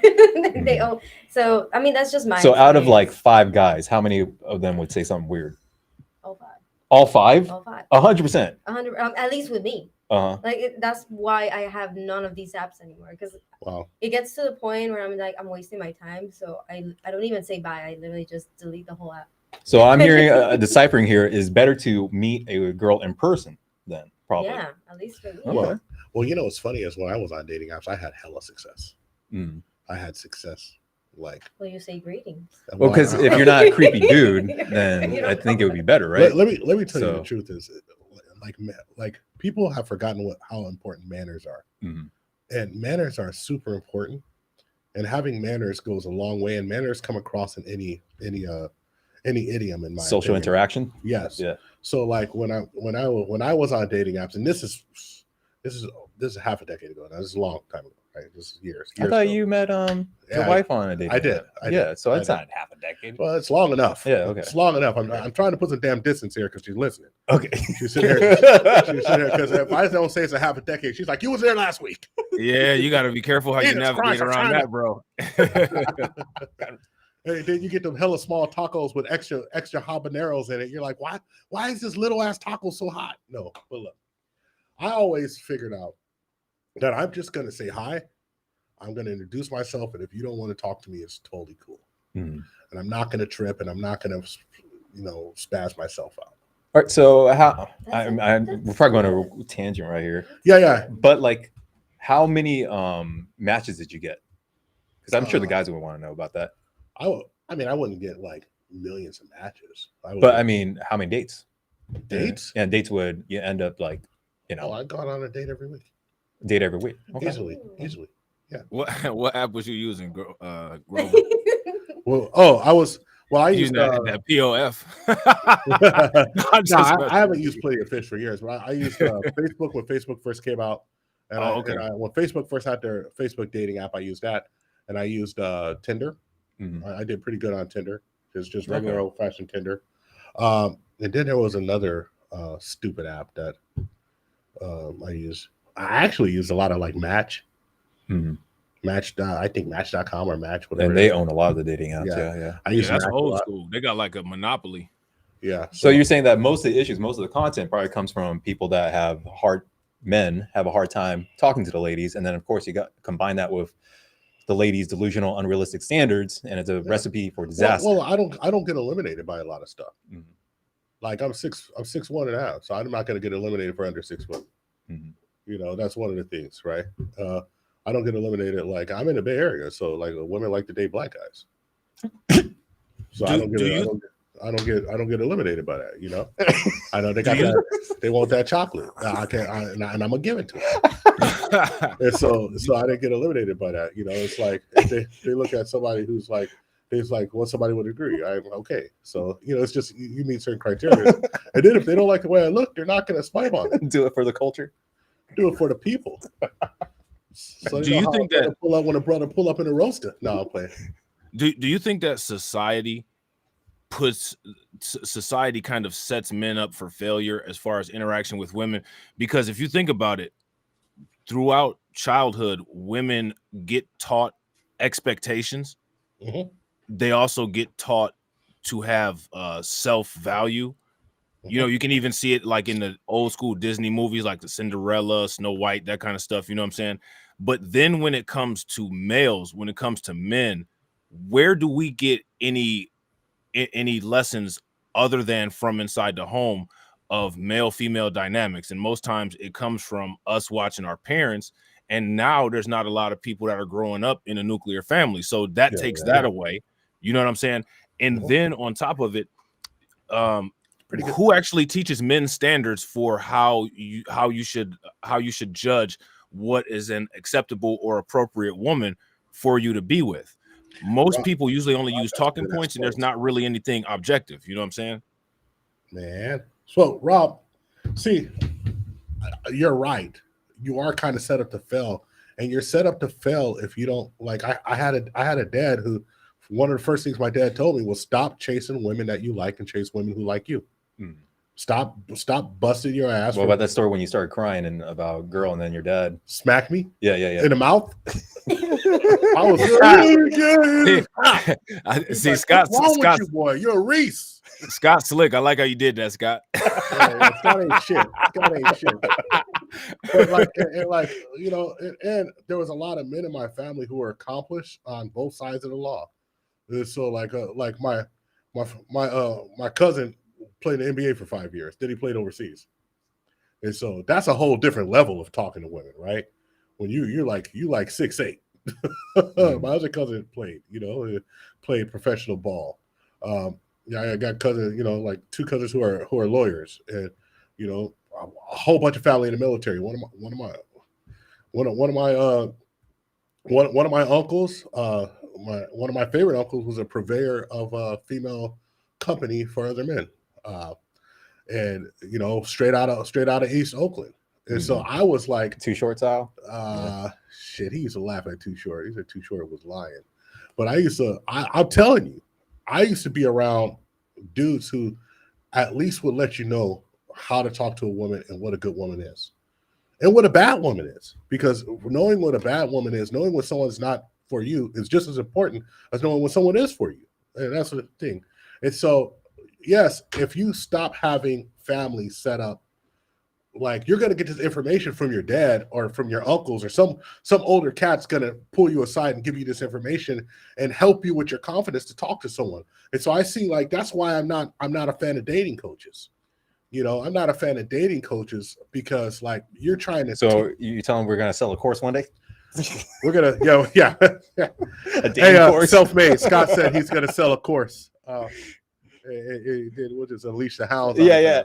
No, but I'm not a fan of dating coaches because you're teaching somebody something, and you're trying to teach somebody something that it takes years to develop. It's too individualistic with your family, individuals, because your family's going to talk to you, and you need somebody who you trust and love. Someone's got to tell you that you got to lose some weight, that you got to wear some lifts or some shoe lifts or something. So somebody got to get your paper up. Somebody got to tell you to wash your ass. Yep. Like let's. You got to tell somebody that.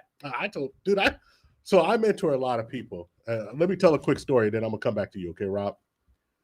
Yeah, go ahead, bro. I mentor a lot of people, and through martial arts, and I'm doing martial arts with someone, helping this guy get in shape. And he says, "Man, why don't you think I can't get a woman?" And I said, "Well, have you thought of washing your ass? You come here stinking every week." I said, "You got a small ass shirt on, your belly hanging out the bottom." Mm-hmm. I'm like, "Dude, you make $250,000 a year. You are an engineer for Facebook. You got all of this money, and you look like you got doodle stains in your goddamn drawers. You look like it. You look like shit stained McLean. And you gonna come here and ask me why you can't get a woman? No woman wants your dirty ass." And he looked at me shocked, and he was like, I said, "Well, shit, you asked. You asked me." But that's the deal. You need someone. If I'm gonna tell you the raw, I'm gonna tell you the real. Get your shit together, because you just don't jump out of here dirty and get pretty women. I don't care what you say. The women don't like it. So see you laughing their ass off. Am I telling the truth? Am I lying? Am I lying? Motherfucker want a female and he can't brush his goddamn teeth. Let's be real. That ain't the way to go.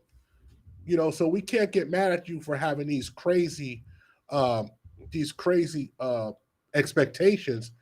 And well, she wants a dude to spend $300 on this dinner, the first date. It's like, bro, how about this? She wants a dude, but the woman who you could probably get at, who's in your league, she just wants you to keep your ass clean, brush your teeth, and be a person. So just work on that. Take your baby steps. Stop trying to fuck with this Instagram model who ain't gonna do nothing for you anyway. Because she don't like you. It's probably created by AI anyway. Right. She ain't even a real person. Not a real person. She ain't even a real person. So that's what I say. Hygiene is big. Wait, what? Hygiene is big. I agree with that. Well, you agree with hygiene? Did I lie at all? No, you didn't. If somebody stinks, I think hygiene is big. I think that hygiene is big, and maintenance activities in men are big, and women look at that stuff, right? But I don't think, like, a lot of times there are like some little ancillary pieces of that stuff that'll be important, right? Like, say for instance, you wear a cologne that smells real good, they'll be attracted to that, like, oh, this smells good. Or like, you know, you got some creases in your clothes, you iron your stuff real tight, they're like, oh, you know, he's real crisp. But a lot of times this don't really get talked about very much, but like women see things kind of in a symbolic way. So when they look at you and see if you're well kept, they'll say, okay, he takes care of himself. So if he takes care of himself, he's definitely going to be capable of taking care of me. Now, that could be wrong. You know what I'm saying? A guy may not be capable of taking care of a woman, but that's something that they see. And then, like, if they look at a dude that's just run down, ragged, like you said, dirty draws, you know what I'm saying, streaks all over the place, I'd be like, first of all, you stink. Yes. Second of all, I'm out. You know what I'm saying? But do you guys think that that's accurate or nah? Yes. Yes, but also sometimes if I see a guy that has bad hygiene, my mind goes straight to like, if I make a life with this man, I'm gonna be picking up after himself always and constantly. Facts. And he's not gonna do anything. That's my mind. Like, you're gonna have to give him a sponge bath and all that too. Yeah, I'm gonna have to pick him up and take him to the bathtub, just like, you know, just wash him up. Yeah, so that's where my mind goes to, and I'm like, I don't want to do that for the rest of my life. Well, women that are open to dealing with dudes that have horrible hygiene should charge nursing rates along with, you know what I'm saying, along with what they get out of the relationship. Like, okay, I'm gonna need like $50 an hour to keep you clean, and then everything else, you know, is free as part of the relationship. Oh man, Pretty much, yeah. Over. You ain't not just laughing my ass off. All right. So check it out. I'm sorry, I was looking for the winners for the Corey. Oh yeah, Holcomb, we said I did a Corey Holcomb yeah. giveaway. Yeah, I was looking for the forum for the winners for the Holcomb giveaway, but I was trying to sign on, and I forgot I changed my password last night to my thing, but I just remembered it. So look. Okay, I solved that crisis. Okay, cool. Hey, fellas, I got to hop off, but I really appreciate y'all letting me up, man. Congratulations again for the 25 racks. Y'all are dope. I can see you guys getting to 100 by the end of the year, and you know you definitely going to have our support in helping y'all get there. So thank you. And please shout out your channel, because I think we need more eyes on your channel, more ears. I appreciate it, bro. It's Blacklight Revelations. All you got to do is just search Blacklight Revelations, subscribe, come check us out. All right, perfect. All right, thank you for letting us interview you, because it's an honor to always have you here and have your thoughts and be able to hear your commentary. So clip this however you want to, if there's any kind of nuggets from it. So go right ahead. I'm just looking forward to check out your latest next piece of content that you are going to create, which is probably in a few hours from now. Right. Well, looking forward to your next piece of content, which is going to be all night long. Oh, right. And me and KO Kid Fit and me and TD on Reacts and just talking with TD and Rob, we want to get you guys on there. So whenever y'all are able to come on there, let us know and we'll make it happen. Oh yeah. Eventually we will fulfill our duties to go onto those channels, because I've been really wanting to, man. I've just been editing so much, and people don't understand. It's so much easier to live stream than it is to do video content creation, because the editing, depending on the level of edits that you do, and you guys do a lot of like high level editing, that is a very meticulous task. I definitely get it. I get it. All right, fellas. Well, y'all enjoy the rest of y'all 25K party. Peace. Thank you, sir. Thank you, sir. And hopefully we'll tighten the ship for next time we live stream. Yeah, we'll try our best. Okay, we're gonna go right into the incredible Mr. Smooth himself. What's good, team? Can you all hear me? Listen to this motherfucker. Hold on a second. Listen to this motherfucker's voice. The voice for radio. Jesus Christ. Yeah, we can hear you. Can you say something else? Cecilia, what do you think of his voice? Yeah, Cecilia, what do you think about this gentleman's voice here? That's a very manly voice. Oh boy, they're putting me on the spot. They're putting me on the spot. Hey, salute and salutations to the TIP Network. Congratulations to my homies Scotty and Grover on 25. Yes, I said 25,000 subscribers. My guys are kicking butt and taking names. I'm so proud of you all. Glad to have been able to watch this journey with you guys, man. This is awesome. Well, actually, I want to thank you because everybody who's come up are folks that I've really communicated in the back end, but I can't think of someone who I've had more business interactions with for helping me than you. Like I talk a lot to some folks, but really, man, it's almost hard to describe. Like you can ask this man a question, and this motherfucker just give you the answer right away. Like I'll be racking my brain for something, and I'll be like, God damn it, I think I'm gonna ask WAP. And I'll be like, this. Oh yeah, man, just do this. Do this, do this. I mean, this was easier when he was more accessible. Yeah. Let's just say, yeah, more accessible. You're Scott. You're the hard one to catch up with, brother. I haven't heard from you since Thanksgiving. Yeah, it's been quite a hectic week. A lot of things don't happening. Put it on me, man. It's been a month. It's been a hectic week. But I'll say that I'm kind of closed off from people too a little bit. Yeah, So Scott, that's an understatement. Scott, you gotta have Scott's phone number and a password to get in touch with this one. I know, right? He has Google monitoring his calls and all kinds of stuff, man. Yeah. Like, Yeah. But, please state your name. Yeah. But I really wanted to bring up content creators who I rock with, who I like, or people who's rocked with us from day one. And you're like a combination of both. Where I really, and I said this, and I don't care. I think that you're the best live streamer in the space. I said this before you were up. I think that you have the most entertaining show. You talk about stuff that I really care about. Leadership principles. The leadership. You put the leadership in stories, there, but relatability. You find a way to talk a little shit when you at it. A little. That's an understatement. Find a way to, you keep it classy, but every now and again it gets a little ashy on the knuckles. And yeah, I truly the Baltimore appreciate comes that. out me every once in a while. Yeah, I know. I don't think people realize, they're gonna realize, and it's gonna be one of those situations where we're gonna look at Guap and he's gonna be like, Jesus Christ, this dude's at 500,000, he's at 750, he's at 1 million subs. It's just going to come if he keeps pushing. Yeah. Mm-hmm. You know, and then he probably gonna retire because you look like one of them good retiring motherfuckers.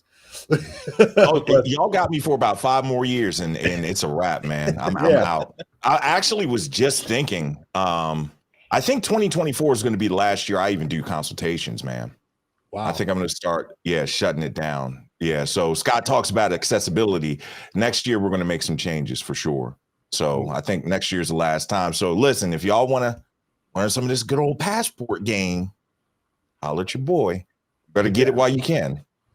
Yeah, Guapo, you're like the premier Blue Book gentleman, freedom paper holder in the space.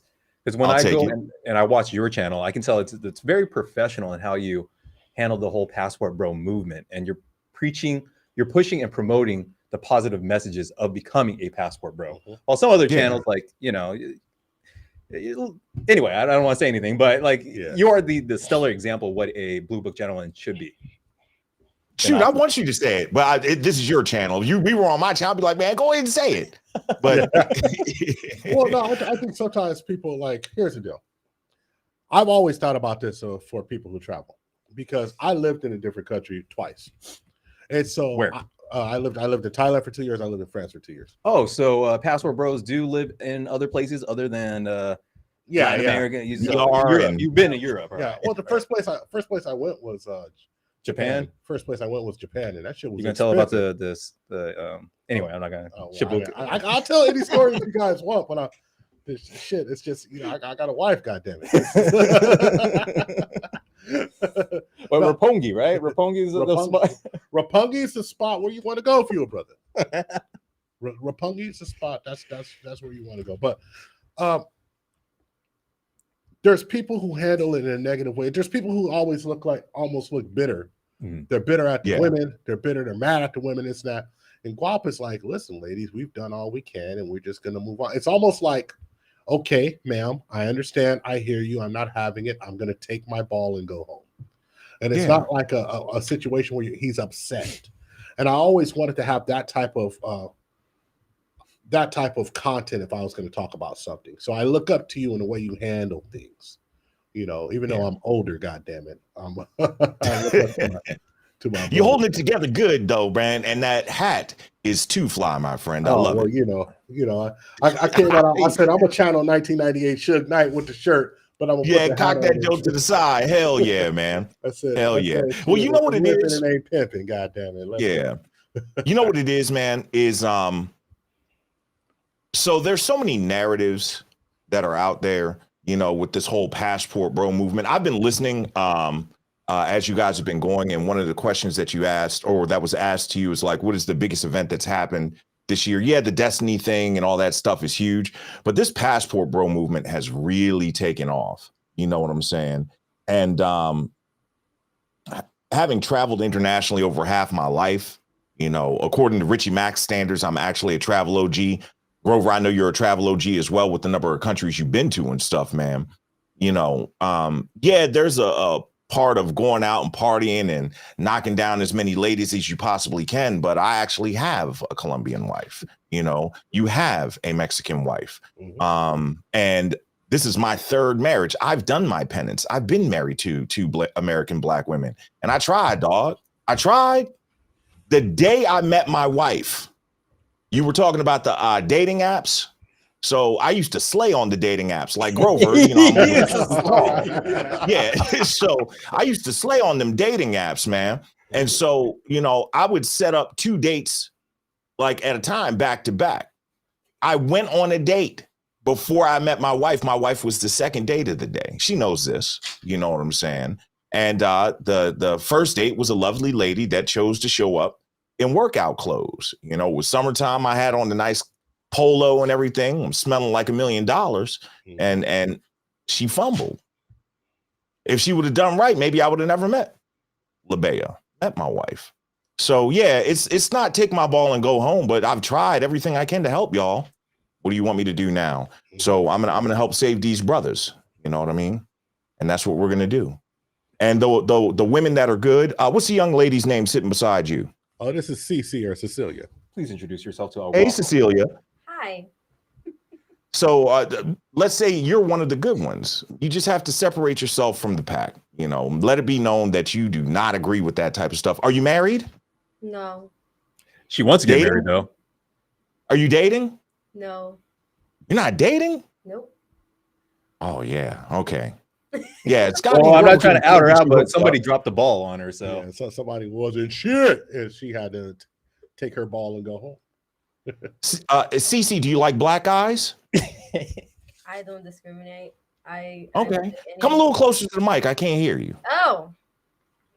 I don't discriminate. I like anything. Okay. Okay. Yeah. You can win. You can win. So not that you asked. It sounds like you're trying to convince yourself more than me.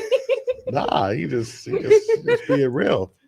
Yeah, you can win if you want to, but a lot of these ladies, unfortunately, have just kind of overplayed their hand, and they're pot committed to this sisterhood. And it's not even a lady bashing thing. I got 3 daughters, bro. I want these women to win, but it's golly, man. They making it hard, man. They're making it real hard. So, but yeah, I want brothers to go and experience not just the women, but the lifestyle, the cultures, the food, the cleaner living, walking more, exercising more. I'm a big proponent of that. And I just got an email today. Sometimes you guys know as content creators, it's hard. It is so hard to stay consistent and keep putting this stuff out. You know what I mean? And I got an email today of a guy that said that, you know, I helped him get some things accomplished. He's now married to a Colombian woman. And it's like, yo, that's why I do this. That's exactly why I do it. So we're going to keep pushing along until we stop. But this is about y'all, not about me. Yo, I'm trying to get to where you guys are. So spoiler alert. Can I give a spoiler alert? Yeah, go on. So I have been masking the identity of my creative director of my channel. But for those of you that don't know, Scott actually started out as the editor for Beautiful Lies and now is the creative director for Beautiful Lies. So not only have you all gotten as far as you have, but there is no way that I would have the subscriber count, the view count, the quality of videos, production, the understanding of the algorithm, because this dude sends me master classes and spreadsheets and it's like, watch Roberto Blake. I'm like, bro, I got a baby in the house, man. I ain't got time for all this. That's your job. Well, But, thank you for man, the opportunity. I mean, honestly, you give me the opportunity and I want to do my best work for you and help grow your channel. And I believe that your channel has a great message. I wouldn't work with a channel if they didn't have a great message. And I believe your channel has one of the best messaging out there on YouTube, if not one of the best. So yeah, I'm honored to be working for your channel. And so if you're trying to hire me away from El Guapo or from what we're doing, honestly, I'm too busy and I'm probably really expensive. Because what happened? What did you tell me before? Yesterday's price wasn't what? Yesterday's price is not today's price. Amen. Hey, Amen. No, hold on. 600,000 what? Oh no, you got to pay some money. Yeah. Sorry. So and Scott, I don't even view it as you working for me. You work with me, man. We're a team over here, bro. So I'm thankful to you. So what you guys are doing over there, and I talked to Grover. He says I advise him. Man, I'll be calling Grover and asking him stuff too. Don't do that, Grover. I get advice from you. Yeah, I do. You know, because I value your perspective and stuff like that. And I don't mean that for this to feel like a circle jerk. Sorry for the language, but what I'm saying is, like, pause. Fellas don't celebrate each other the way that we should. You know what I'm saying? But we can turn it around if we want to make it interesting. You want to get 100 people in here. I can start asking Cece a bunch of questions. I can't go off the rails because my wife is watching. It's all right. No. Actually, the guest. Did you see that? Actually, the guest gets to ask each of us any question they want. Whoa, Okay, no. I have no questions. Wait, this is one of the nicest men in the world right here. I'm really not.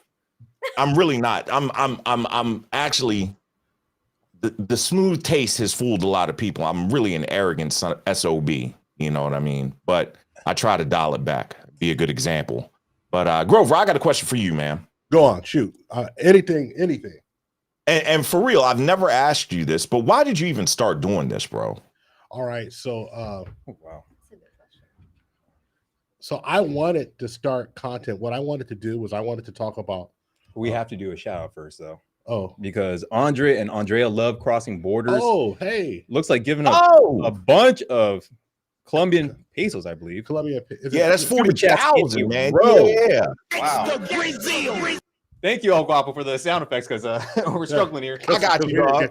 We still haven't got it hooked up, but Andre, which I gotta talk to Andre. I wanna talk to him about some stuff in Colombia and just compare notes. I really enjoy him as a content creator. I like his presentation and I like his straightforwardness.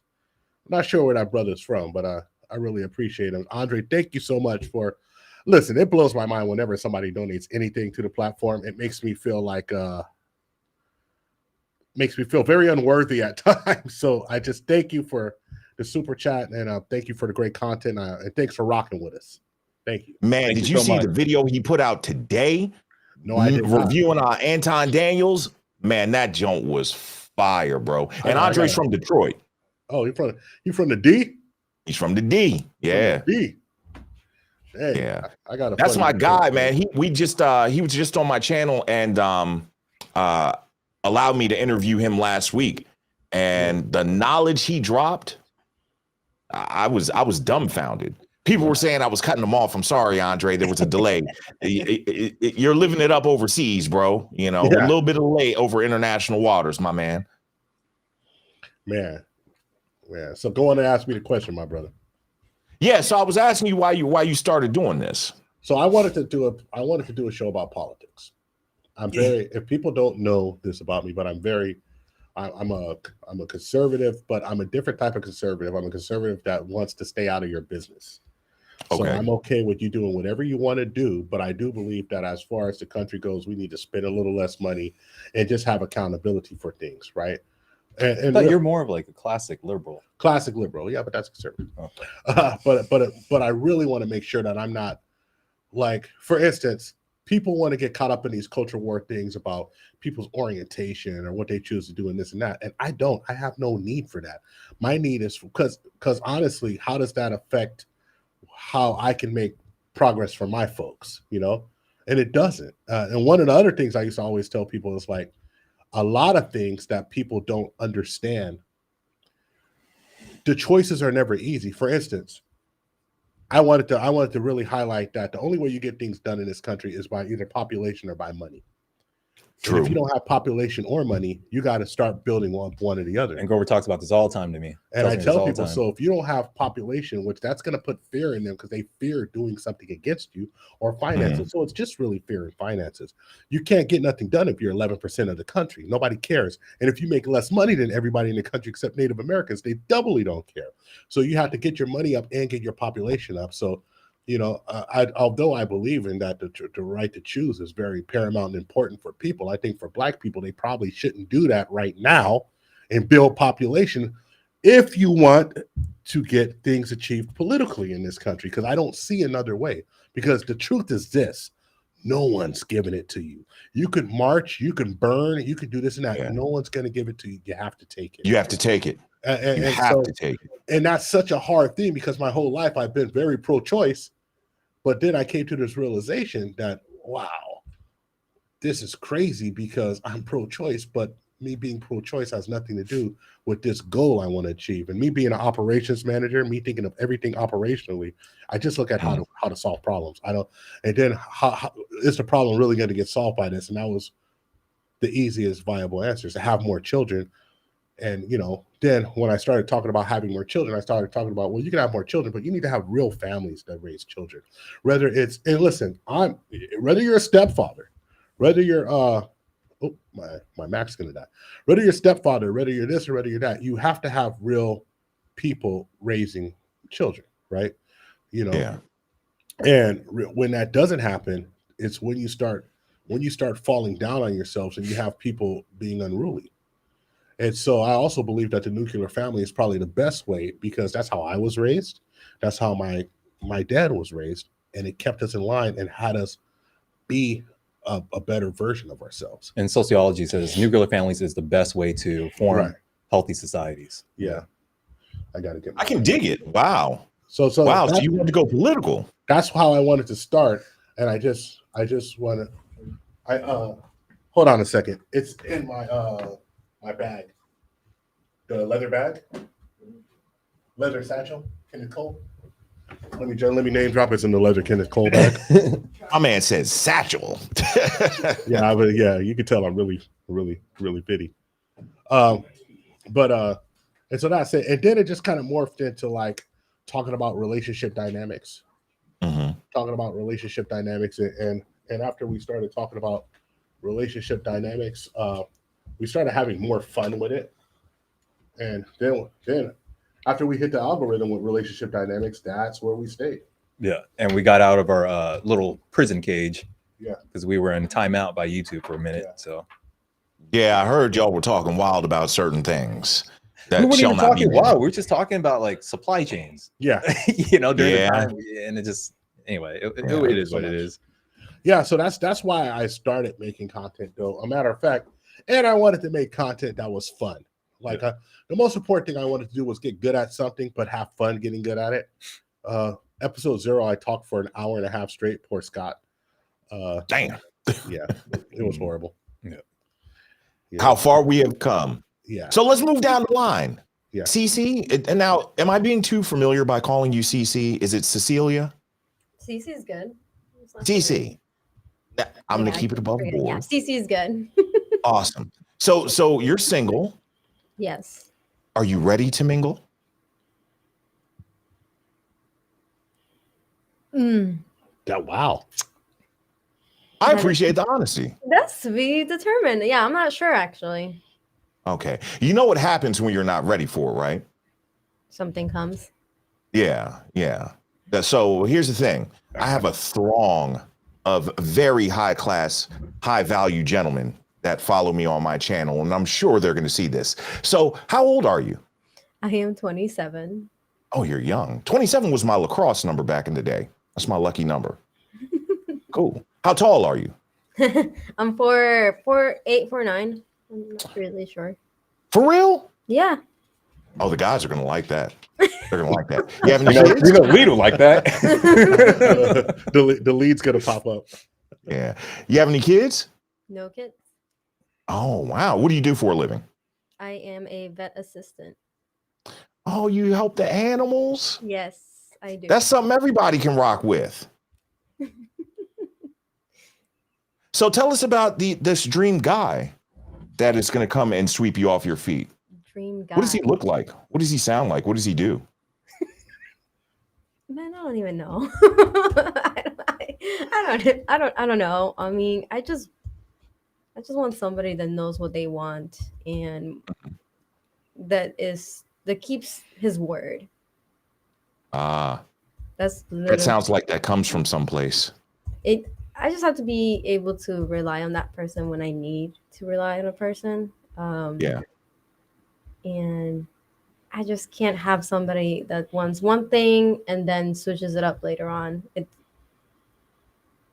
Well, you don't know what you want. You don't even know if you're ready to mingle. I'm not. I don't think I am because it's too soon. Oh, it was recent that you had a breakup. Yes, it's recent. It's too soon. I mean, obviously, I want someone, but I don't think it's the right time for me to have someone. So if I have one of my guys that would be interested in meeting you and taking you on a real date and getting to know you, could they reach out to Grover and get in contact with you? I'm not hitting on you. I'm married. You're not talking about me. I'm just saying. And I think it was you. Yeah, sure. Why not? All right. Well, so Grover, I dropped this in my community tab for the team to come over here, the Kingmakers. If somebody reaches out, and I'll pre-vet them, and I'll let Grover pre-vet them, so they'll be double vetted before they make it to have an opportunity to talk to you. How's that sound? Yeah. Oh, Jesus. Gotcha. You choose. Yep. Hey, so can I ask you one last question, CC? And I'm gonna leave you alone, okay? I'm gonna dig into Scott Pause real bad. But so why would a guy be lucky to be with you? Ooh. Mm. Oh, you should know how to answer that. You should have an elevator pitch for that. I'm just a very patient person. Patience is good. Yeah, and I will stick with you no matter what happens, how bad it gets. Probably longer than loyalty. I That's should, very actually. good. I married my first wife out of loyalty. That's a big one. That's a big one. So Yeah, from what we gather from CC, she's what you see is what you get. Yeah. Yeah. That's what. In fact, she's like covering up her physique for him, but she's also in great shape too. Yeah. You know, any suitors out there, I guess. love going to the gym. So, but yeah. Why are you laughing? Scott looking kind of mad at me. Scott, you trying to shoot your shot, bro? What's going on? No. No, one thing I'd make her mad at me. So, well, one thing I will say about CC is that she is very modest, but you know, she takes very good care of herself. When they're talking about wife material, I imagine someone like CC. Yeah. Thank you. Wow. Mom will be so proud. Scott over here shooting the shot on the under. Scott's like, we ain't stupid, dog. We can see you. I see you, man. How did I get roped into this? Scott's, hey, man, that's all right though. I plan on making sure I took Scott out to dinner after this. Scott's gonna be like, Grover, me and Cece going out to dinner. You take your old dusty ass home. Yeah, go get some tacos, bro. The habanero. Cece, that's cool. Thank you for letting me interrogate you. I appreciate it. Yeah. Anytime. I love it. Yeah. Normally I charge money for that. I'm gonna send you a bill. Oh wow. So Scott, yes, sir. You ready, man? Yes, sir. I have learned over you're gonna get mad. Grover, don't drop me, okay? I've learned over the past year that we've been working together that you have an affinity for the darker shades. Who is the finest Black content creator out there? Oh man. Oh, he's gonna say, yeah. I know who he's gonna say too. I think it's one or two people. Okay, so I have like a weird rating system. I have like a Patrice O'Neal rating system. I'm very familiar. Going to factor in the personality too, and so I would have to say Chantel Simone. Yeah. Really? Yeah. 100% Chantel Simone. I knew that. I thought you were going to pick Danica. Yeah, she was actually my number 2. Okay. I thought you were going to pick Danica Marie, man. So when are you going to settle down, man? Watch this. I'm going to predict this right now. So LeBay and I got married last year in September. And we wanted to do it in front of her family and everything, but she was pregnant and all this stuff. So we're going to do a ceremony in her small town in Colombia. I'm going to make the people I invite that are content creators, y'all got to sign NDAs because this is where I'm going to retire. And I don't want to get out there where it is. But Scott, I think you want to come to that, bro.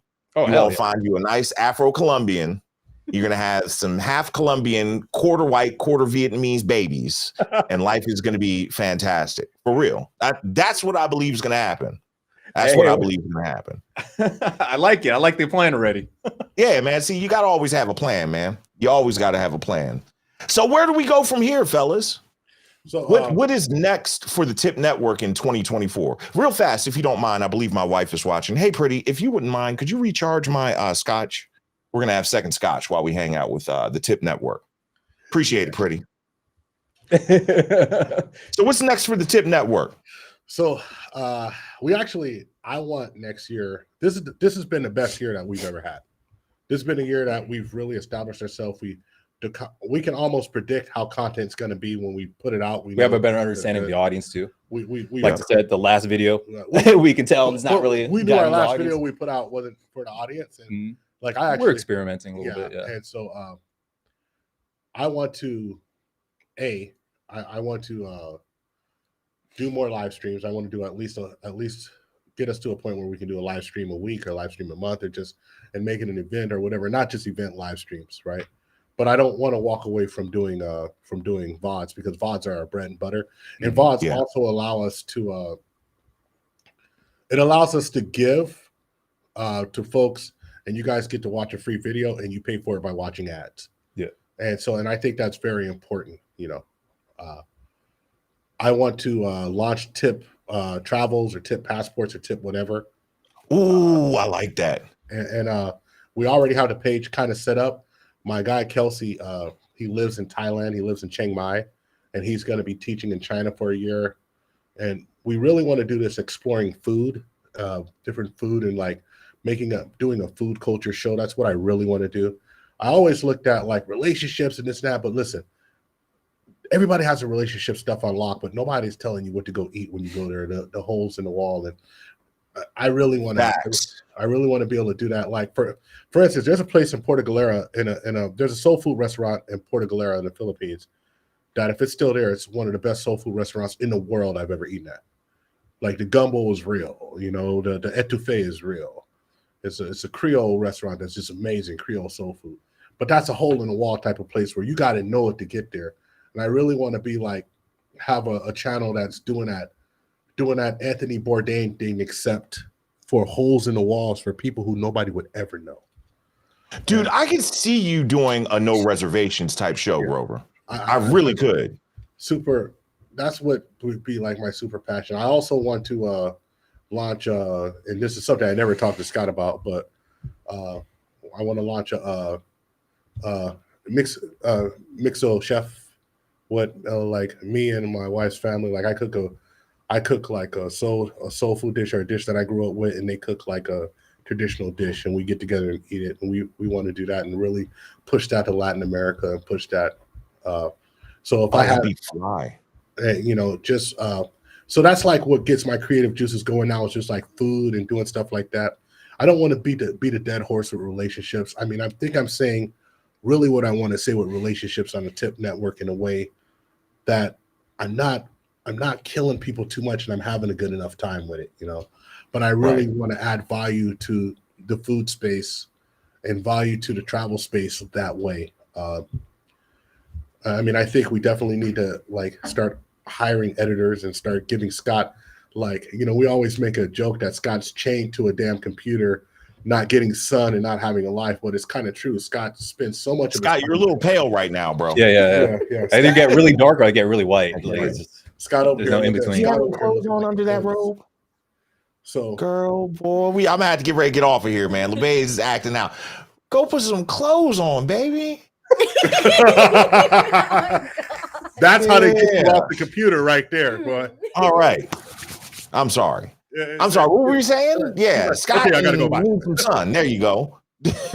No, but that's what I really want to do for like content wise. Now listen, that's like pie in the sky, but I'd be settled for another editor and to launch the other channel. You know, and I'm gonna be honest with you. With the velocity and the momentum that you all have, if you can keep the output up, I think you guys will actually beat me to 100,000 subs. I really do. Yeah, I really do. Because you get hot with a live stream with that Will Smith shit again, and it's over. Yeah. Like when you did that Will Smith, I looked at you one day. It was like 15,000 subs in a week or something dumb, dude. Yeah, it was stupid. But we ain't trying to have him slap anybody else. So, hey, Cece, can you cook? Can I cook? Oh yeah. My God, I got an air fryer recently. That's not. If nobody has an air fryer, you should get a damn air fryer. Is that a yes? Yeah. Yes, I could cook. Yeah. What's your nationality? I'm Guatemalan. Guatemalan. Okay. Very cool. Very cool. Fellas, shoot your shot. Shoot your shot. You better shoot up what Scotty does. Scott. I see. Look now. Grover, here's something that you'll like. Don't move, Scott. Don't try to change it now. Like, don't roll me into this. There you go. So, Scott, for about 12, 13 years, I've been doing investigations for the federal government. I'm not going to get into the details. And one of the things I've learned to do is read body language and little lie spotting. And I see. Go ahead and shoot your shot, man. What's going on? You ain't slicker than the streets, baby. You ain't slicker than the streets. I'm just messing with y'all. But yeah, so that's big, man. That is very big. I am really working hard. We had some changes, Grover. I'll talk to you offline about them at my job this past Friday, which dumped a whole bunch of extra responsibility on me. But Scott, Grover, and I are all trying to make it to the Philippines like March or April and shoot some content out there. I need to go too because I want the vacation and I've got the brand deal there. But fellas, you guys are honest to God. I say this every live stream that you guys are in the chat, that you are like two of the best content creators that I have seen. Understanding this game from this side, what you all have been able to accomplish is tremendous, show. It really is so dope, man. It's so dope. And you're trying to be humble, but bro, and these guys are really like this in real life. When I went to Thailand this year, I took a stop in San Francisco. Grover came and picked me up from the hotel. We met Scott at the restaurant. They took me to a Brazilian barbecue spot. I got to speak a little Portuguese to the nice. She was ugly, baby. My wife is watching. She was ugly, right, guys? Yeah. Horrible. She looked terrible. Horrible. I spoke basic Portuguese to her, and she didn't smile or giggle at all. I promise you. No, but didn't give us no free drinks. All right, go. Yeah, but these guys are really like this in real life, and it's hard to find real, genuine folks that are creating content like them. So y'all keep kicking butt and taking names, man. I'm not jumping off. I got my second scotch, but I just want to. I don't give guys flowers. I want to give you guys your props. You know what I'm saying? Well, I appreciate what you do. I got a question for you. Give it to me. And I will let you ask me the same question. Mm-hmm. The craziest thing that's happened to you during your travels that you can tell. Oh man, that's that I can't tell you. I don't want to shut your channel down, dog. Well, shit, don't. I got arrested in Iceland. Okay. For a bar fight, and I didn't even get to throw a punch. There's one. Damn, what can I say with my wife watching? Shit. Excuse me for cussing. Good God, man, that's tough, man. I don't know what's more telling, you not be able to tell stories because it must be a lot of ladies in there. Yeah, they're all bad. They're all really, really bad, man.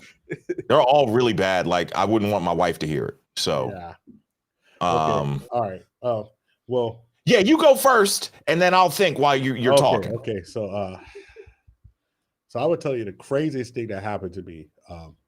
I was staying, and since you've been to Thailand, I can tell you exactly where I was staying. You understand? So I was staying. You go down Walking Street to Soy Diamond, which is on the left-hand side. Lucifer, the little cut off.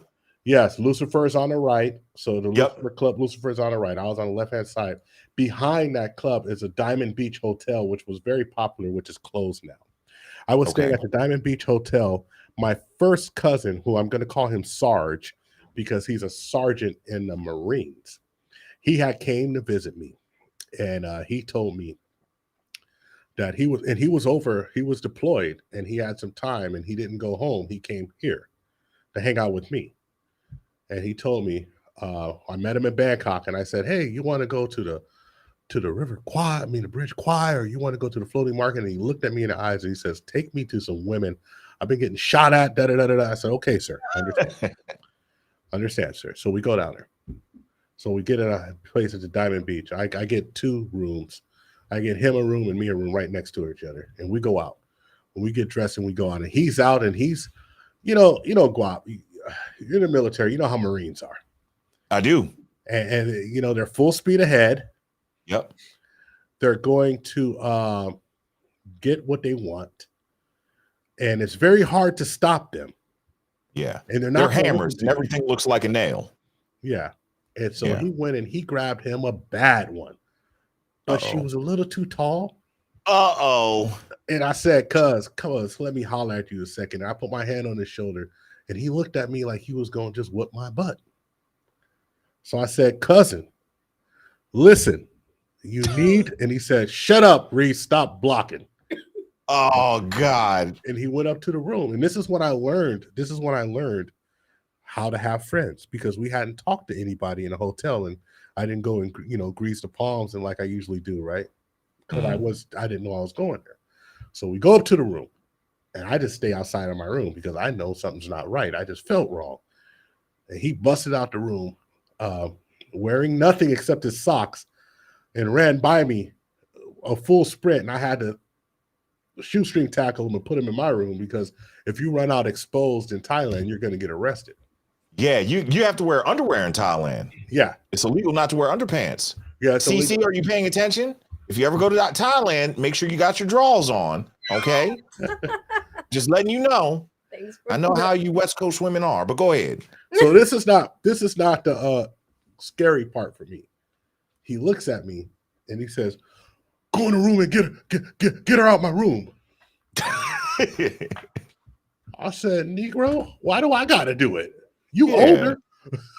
I tried to tell you at the spot, man. So I go into the room and the full Monty's out, bro. And I'm like, "Hey!" First of all, hold on right there.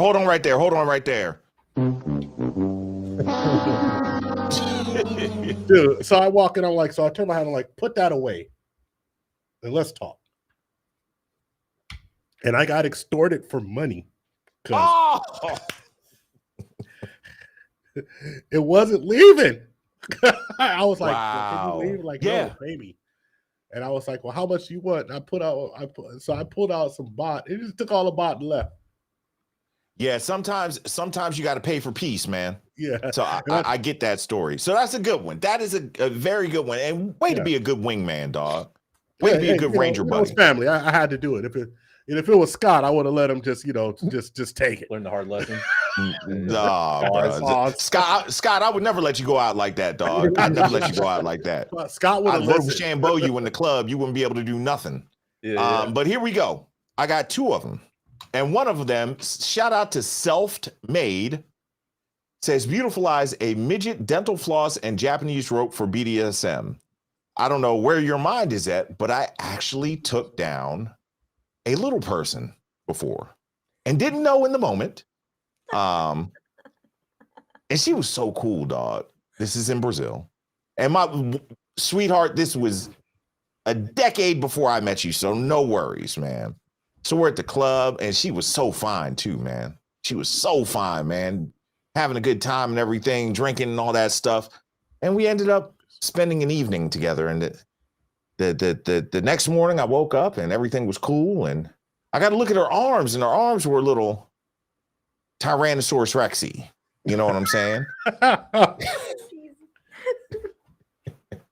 And I'm gonna tell you, yo, she was one of the coolest chicks I ever met in Brazil, man. I hope she's doing extremely well. So that's one.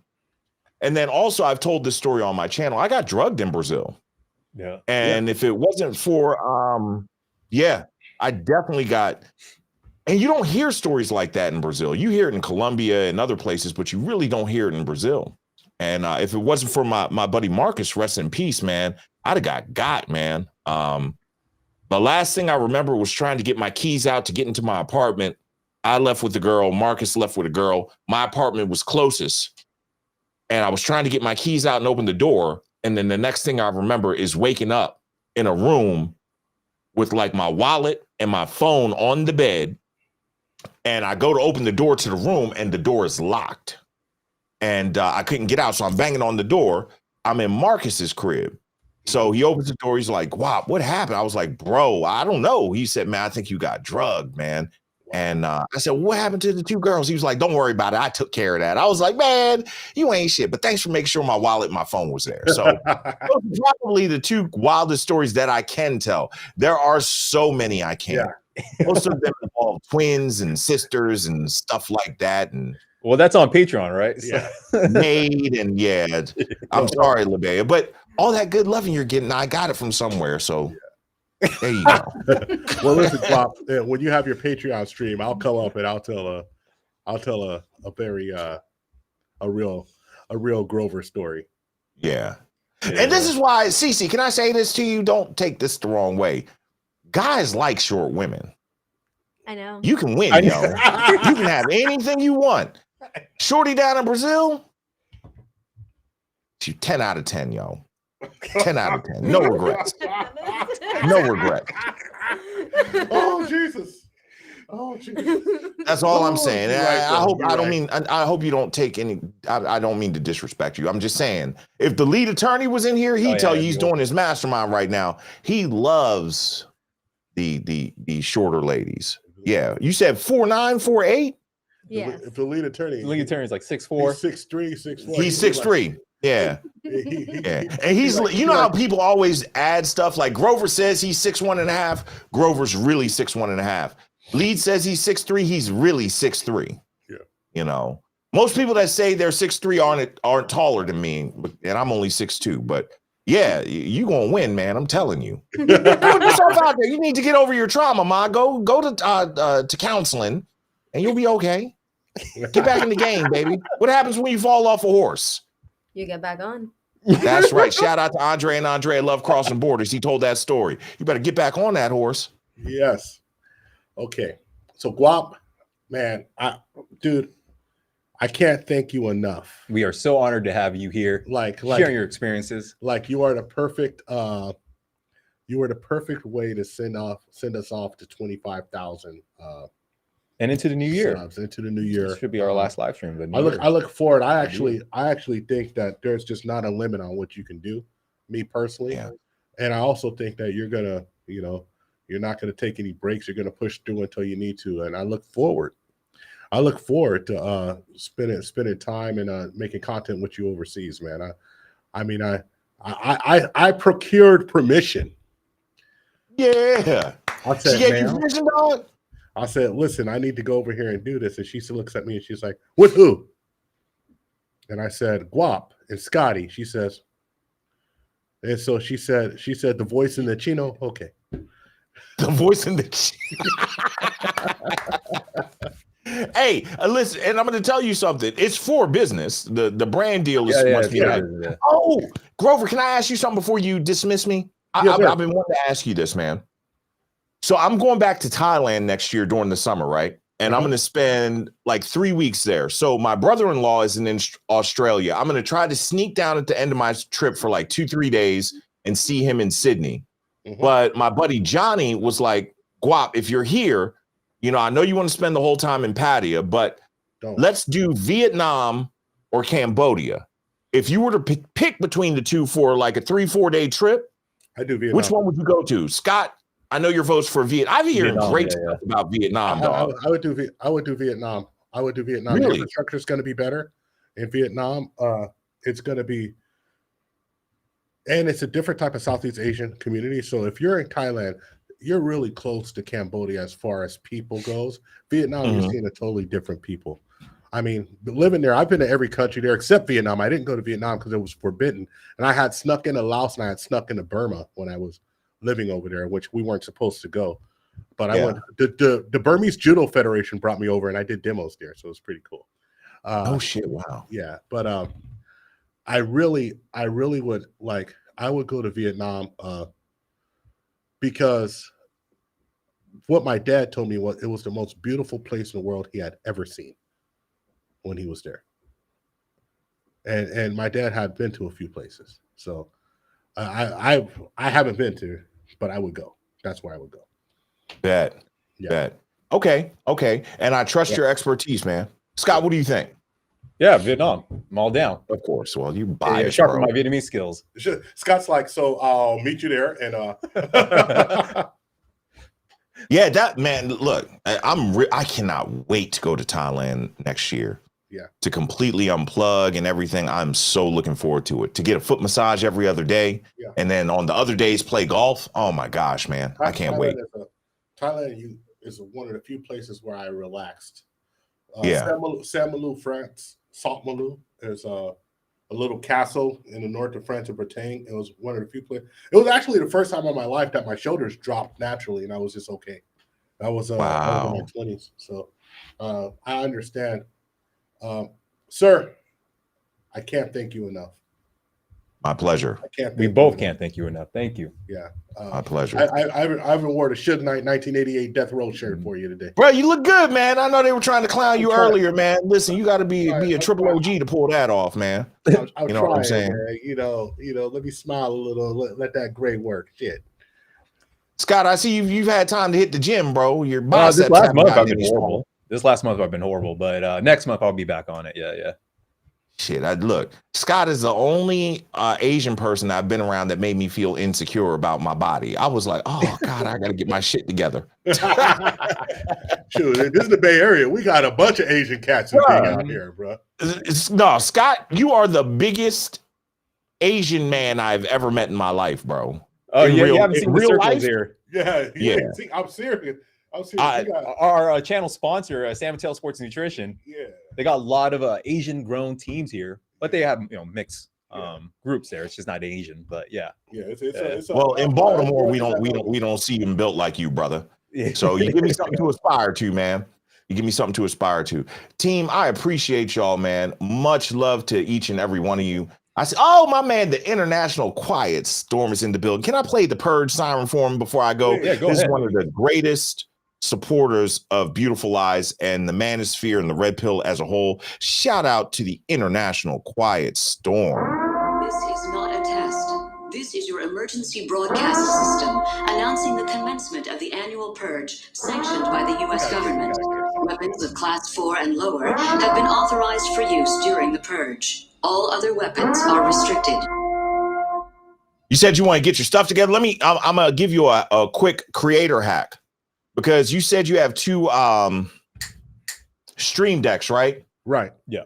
Don't get any more. Get an iPad. They have released the virtual software for the Stream Deck. It's $50 for a lifetime. I got 96 buttons right here. Oh, I already got my iPad. That's all you need. $50, bro. And I never use I'll it. help you out in the background to set it up. Right on. Yep, I got you. Shout out to the International Quiet Storm. Thank you for the super chat. Thank you. Monitor. He's a moderator everywhere. I see him everywhere, Mon. Every time I go somewhere, I see the International Quiet Storm. Always shouts us out. Thank you for the support. Thank you for supporting content creators.